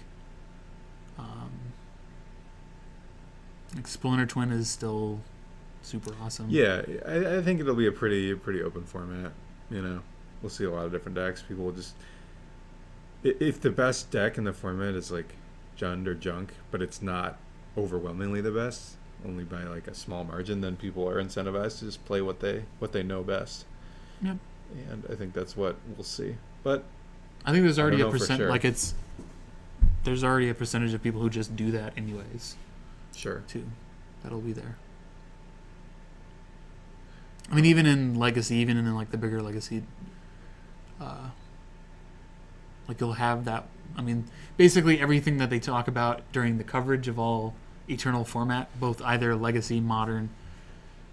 I mean, there's also Vintage, but as far as the coverage goes, they always talk about like how important familiarity is with the deck that you're playing. And so I think that can be a little bit overstated sometimes because if a deck's really broken, then it doesn't matter. Yep. But the thing is, we haven't seen a really super broken deck like that in a long time. The one I'm thinking of is GP Flash Columbus, like whatever it was, 2007, when Steve Saden was like 9-0 without actually knowing how his combo killed someone. That's how dominant the deck, like how powerful the deck was. Yeah. People would just watching his it. deck tech is pretty hilarious because he just talks about all the mistakes he makes, and he just still wins. Yeah. But we haven't seen anything quite like that in a long time. Even when a team puts up a good performance with a deck, it's not completely unexpected. I guess the other one that I can think of was Callblade, when they played that in, I think it was Paris, and Ben Stark won. Other people were playing Stoneforge Mystic too, though, so it wasn't even totally unheard of. But we see on the table basically a 1-for-1 trade of Abrupt Decay for Alex's Getting that Delver out of there. That's what you got to do. Yep, keeping the board clean. Kyle, I guess Kyle's sort of playing the he's playing the control role, role, which I think is appropriate. And boom, actual factual counterspell. Oh boy, this next turn could be brutal because I think Alex had a Back to Basics in his hand. What? Let's see if he has a land for it. I don't think he had a third land though. That'd be pretty house. Looks like he didn't, so he's got to go brainstorming for it. Yeah, he does have a Back to Basic in hand. And I think he found a land. Back to Basics is super, super awesome. Yeah, that's in the format right now. That card is a serious haymaker. Yeah. If I had the cards that played blue decks, there was a neat blue-white Stormforge deck that ran countertop in it, and that ran a bunch of basics and had 3 Back to Basics in the sideboard that did pretty well at one of the IQs post Treasure Cruise ban. It's pretty awesome. Yeah, this card is sweet. This is when they weren't messing around with their hate cards. It's like, yep, don't untap at all. Yep. Pretty cool art too. I'm always that's sweet. Crafty Umbreon, thank you for the follow. Awesome name. Glad to have you with us. Umbreon. We're going to be having the giveaway probably at the end of this round, as long as I don't scare Mark off, but he's kind of running out of time to do it, so probably... Shoddy Too Hottie, where's the nerdy kid with the emo hair that casts? Are you talking about the big guy? Mark? He doesn't really have emo hair. Talking about one of the, like if you're talking about the modern guys. folks, that they only do modern. They don't come around here. Yeah. It looks like he's counterspelling the Tassiger. I should have seen Sydney play Legacy, right? He's played Death and Taxes, yeah. Yeah. And boom! Here it is. Back to basics. Is there an answer? No. Make him taste it. Okay, Kyle actually, he's not completely dead though. He does have an Abrupt Decay, but he's choosing to tap his Tropical Island, so I guess he's off that plan. Yep, that's just gonna go for the Delver, which that's not gonna. Oh wow, a gut shot right off, right away, getting gut shot. Yeah, Alex is the guy on Modern. He streams on Modern. This is a disaster for Kyle. 2 Abrupt Decays. Is that a dismember, I think?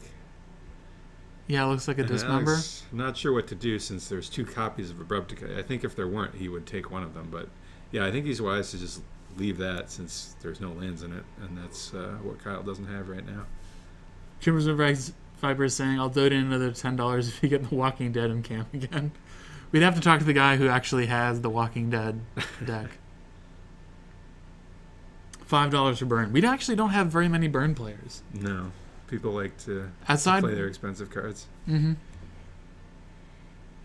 And I think we're about to see concession. No? Okay. So let's change the life total, I guess, to reflect what's actually... 133. Twin of saying Kyle looked overlook the importance of being familiar with his own deck. I don't know if that's in reference to what we were talking about earlier, but we might be able to see if Alex wants to do a deck tech after.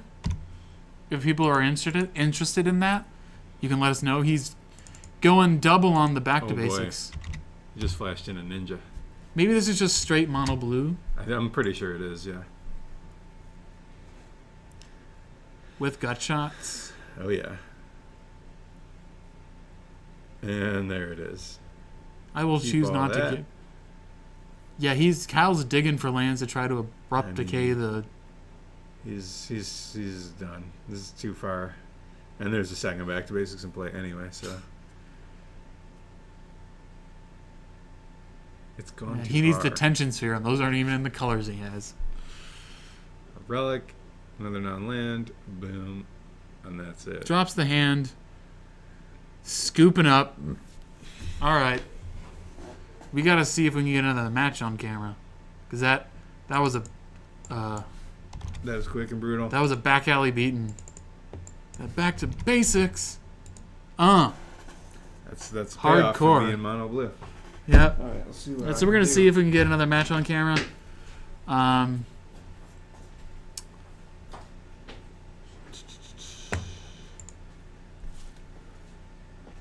Play the redundant copy.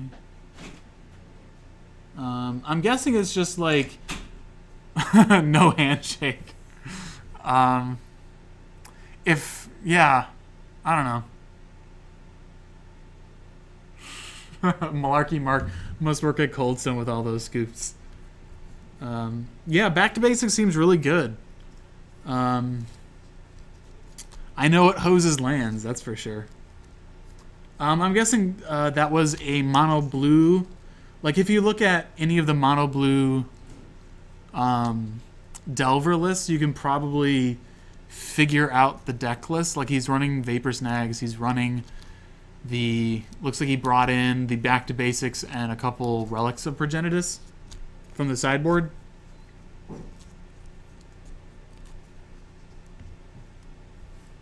Yeah, Twindom, I think you're, as far as the etiquette that I do, like if I win, I always wait for the handshake, because at least like personally when I lose a game or I lose the match, I mean I don't really handshake after games, but like after the match, if I'm losing, I will extend my hand as signaling my resignation from the game. Yeah, it looks it's probably a pretty stock Delver list that's running Ninja the Deep Hours.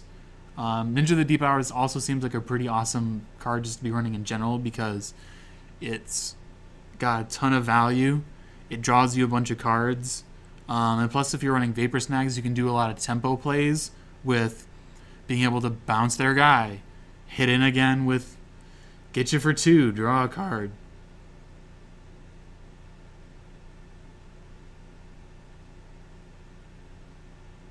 I don't think it's actually like in the main board, Dex's Rage. I don't know if that's what you're referring to.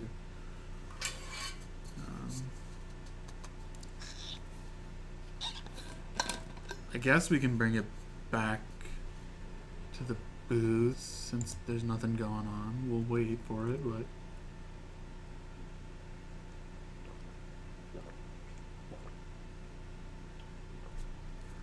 yeah, Ninja escapes Replicate. Good point. Once again, guys, ladies and gentlemen, the shirt, not this one, this is my shirt, this is my personal shirt, but we're giving away a WUBRG shirt tonight for the giveaway. Got sizes extra small through 2XL. The winner just is going to let us know their size along with their address. We'll send it to you. If you're interested in getting a shirt, they're super awesome. If you're going to be at SCG Indy, Mark will probably have some on hand if you want to get them from him. So he's going to be doing about $15 in order to recoup the costs from printing the shirts. But interested in him mailing you one, let him know. Like contact, like just send a message to us on the stream. Like send WUBRG the message. I have no reason why you want to get in touch with me personally, but if you want to, it's lonely_sandbar on Twitter. Get at me, bros. Comment on my band skills. I don't know. The stream started off a little rough. I always don't like. I don't know. It's Mark's stream. Like I guess I have personally some different ideas about what constitutes fostering a community.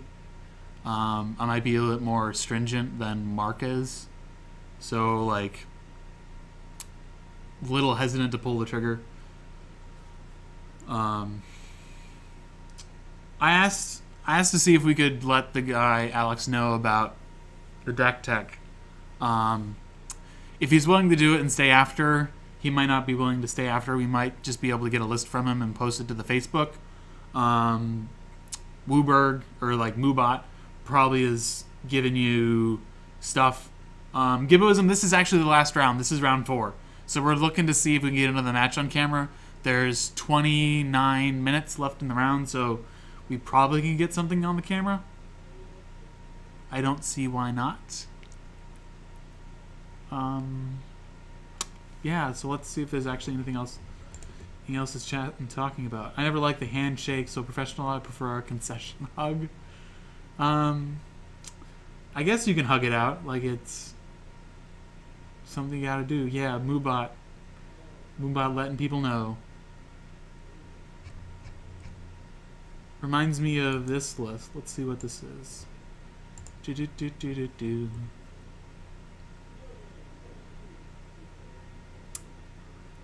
Yeah, it looks probably like it. I don't know if he's running the Jace's Phantasm. We didn't really see it. But that is a pretty awesome card. Interesting.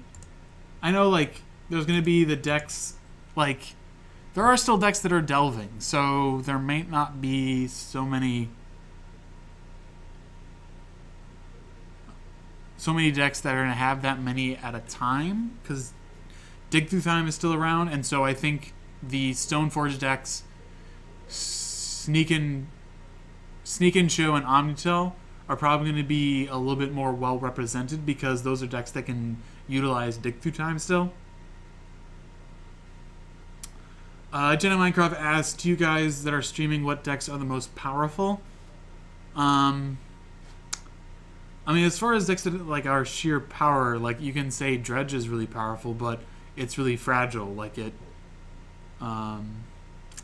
loses to graveyard hate. So there's decks that have power, like overall sheer power, but there are also decks that have just overall resiliency that are just able to play well, like the Stoneblade decks, Sneak and Show, Elves to some degree, and some of the like Bug Delver is just a overall good deck that is just overall it's just a collection of really good cards. So we got a match. We got a match. Everyone was in the middle of their matches. But so we got Nick Hess again. Yeah, this is Nick Hess and Luis Ruiz. So we know what Nick Hess is on. Nick Hess is. I saw Volcanic. Esper Deathblade. Luis is playing Food Chain Combo.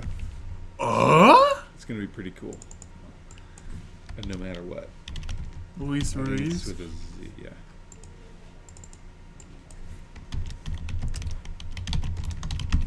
So I'm guessing Food Chain Combo has to deal with. Yep. Mist Hollow Griffin.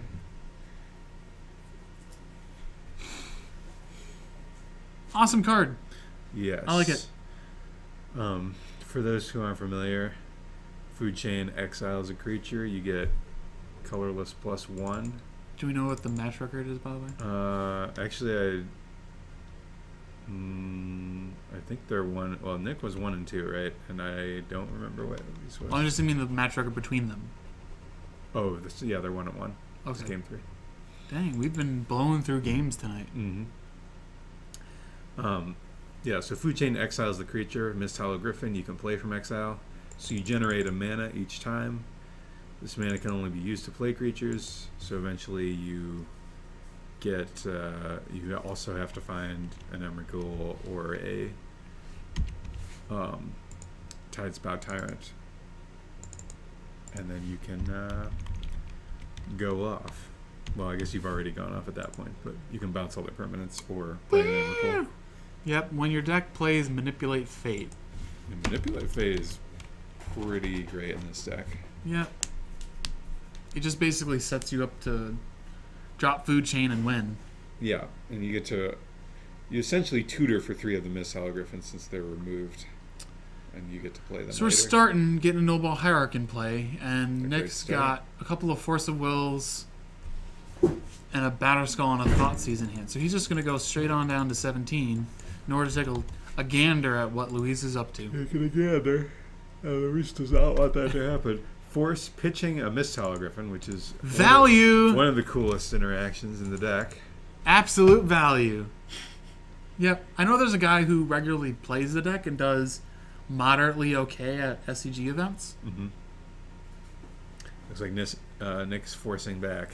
Oh, it wants to get in there. And Ooh, Pithing Needle. all right, Gonna so take I the guess Pithing Needle. Needle gets grabbed. This is a 4 life Thoughtseize. Yeah. All right. Getting there. Ooh, attack for 2. Exalted Trigger. It was just 1, right? Oh, it's just 1? Yeah, because it's a 0-1 normally. Okay. Thought it had a toughness. Baby. Hierarch is just a calm little lady. Just chilling in the orchard, making mana. Yep. Doing stuff.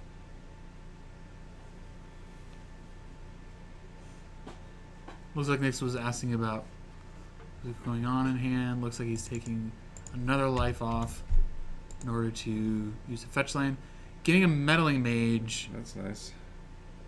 I don't know what it's naming, but I wouldn't. Be He's writing it surprised down, if probably were going to show it to Food us Chain. because he's super awesome. Or Nick, actually, be Mist-Hollow. awesome. It's probably Mist-Hollow Griffin. Yeah, I think Yep. that's a Griffin.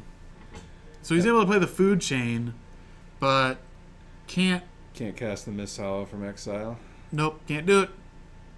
That's pretty effective. That's going to be a Stoneforge Mystic. And that mage is very timely because he could have cast the Griffin that turn. Griffin costs 4. Yeah, so he has. No, he just paid that to cast the Food Chain. No, I'm saying like if this hadn't. Oh been yeah, he didn't even drawn, play this now. Then he untaps and Yeah.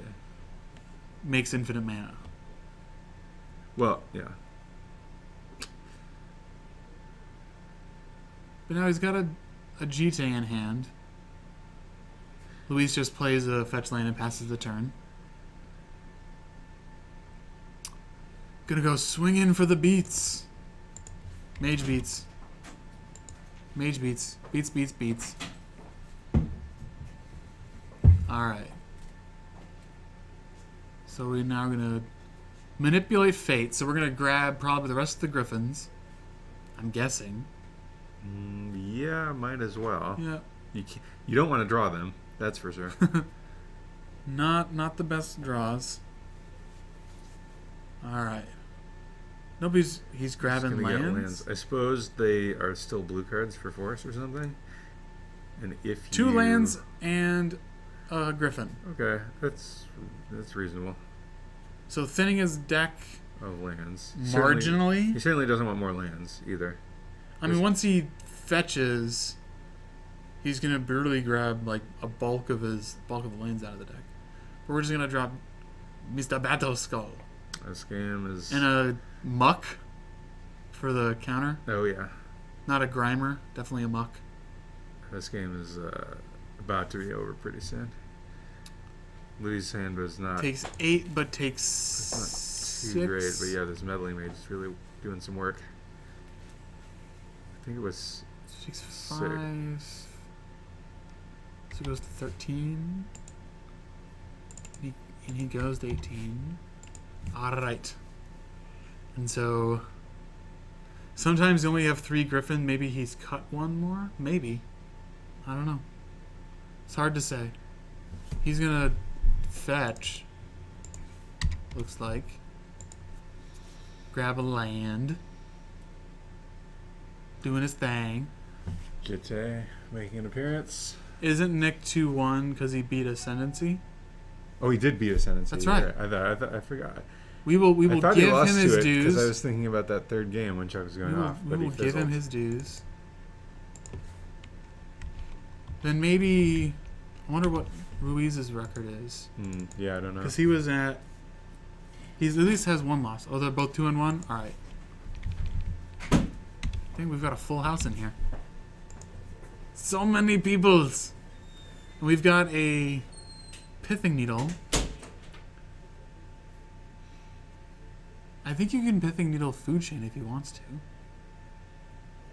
But he just pointed to the Stoneforge, so I don't know why he did that. I don't think he would pithing needle his own Stoneforge Mystic. No. Don't think so. This might still be on the stack. Oh, he's naming Misting Raid He's for us. going for the land. I suppose he feels like he has food chain. Shut out. Oh, jeez. Gonna Actually, can you do food chain? Because it's a mana ability, right? does Or is it? I'm not sure. there aren't mana abilities? Yeah, you can't. You cannot name food chain. Well, you can. Well, you can. It does nothing per Yeah. Cook the Fourth. Yes. Yep. So he just crows and gripped the Batter Skull. That's a thing. Oh, that'll buy him some time. Yep. So the germ dies. GTA doesn't give any power and toughness, and he did that in response, so there you go. Plays another useless Misty Rainforest. Equipping the GTA on Stoneforge. Gonna get some counters and deal 3 damage, sending Lewis to 10. I think yeah, he might even be lower. Yeah, looks like he's And he's just gonna pack it in. concede. There we go. So that'll be the match. Nick Hess wins with Deathblade. Raffles on! Raffles on! Alright. Ladies and gentlemen, the raffle's open. Oh, geez. Alright. Enter! David- Exclamation point, raffle. David, go through the synopsis of your next film. And when you're done, that's when the raffle will be done. Guys, you get a shirt. The next film is going to chronicle the life and times of a frustrated chef who has a lot of internal anger and bitterness, and So a chef. also yeah, also knows a lot of cool tricks to do in the kitchen. So stay tuned for that. All right. And the raffle's done. Well, raffle will be done. I'm gonna count down super fast. Or In chat. not done In yet. chat. Yep. So 1. Oh yeah, I guess 10. 10. 9. You could count up. 8. 7. 6. 5. 4. 3. Waffles. 2. Waffle time. 1. Waffle All right. time. Would you like some waffles of mine? I'll give you a waffle. Draw. Nope. Nope. What? Oh, wait. Giboism hasn't won yet. Give us okay. Give Oh, us this is awesome. Giboism, you want a shirt? You want a shirt, Yes! Gibsum? I don't know. Unless they wanted to buy one and then they don't win it. You just announced it in chat. Click this.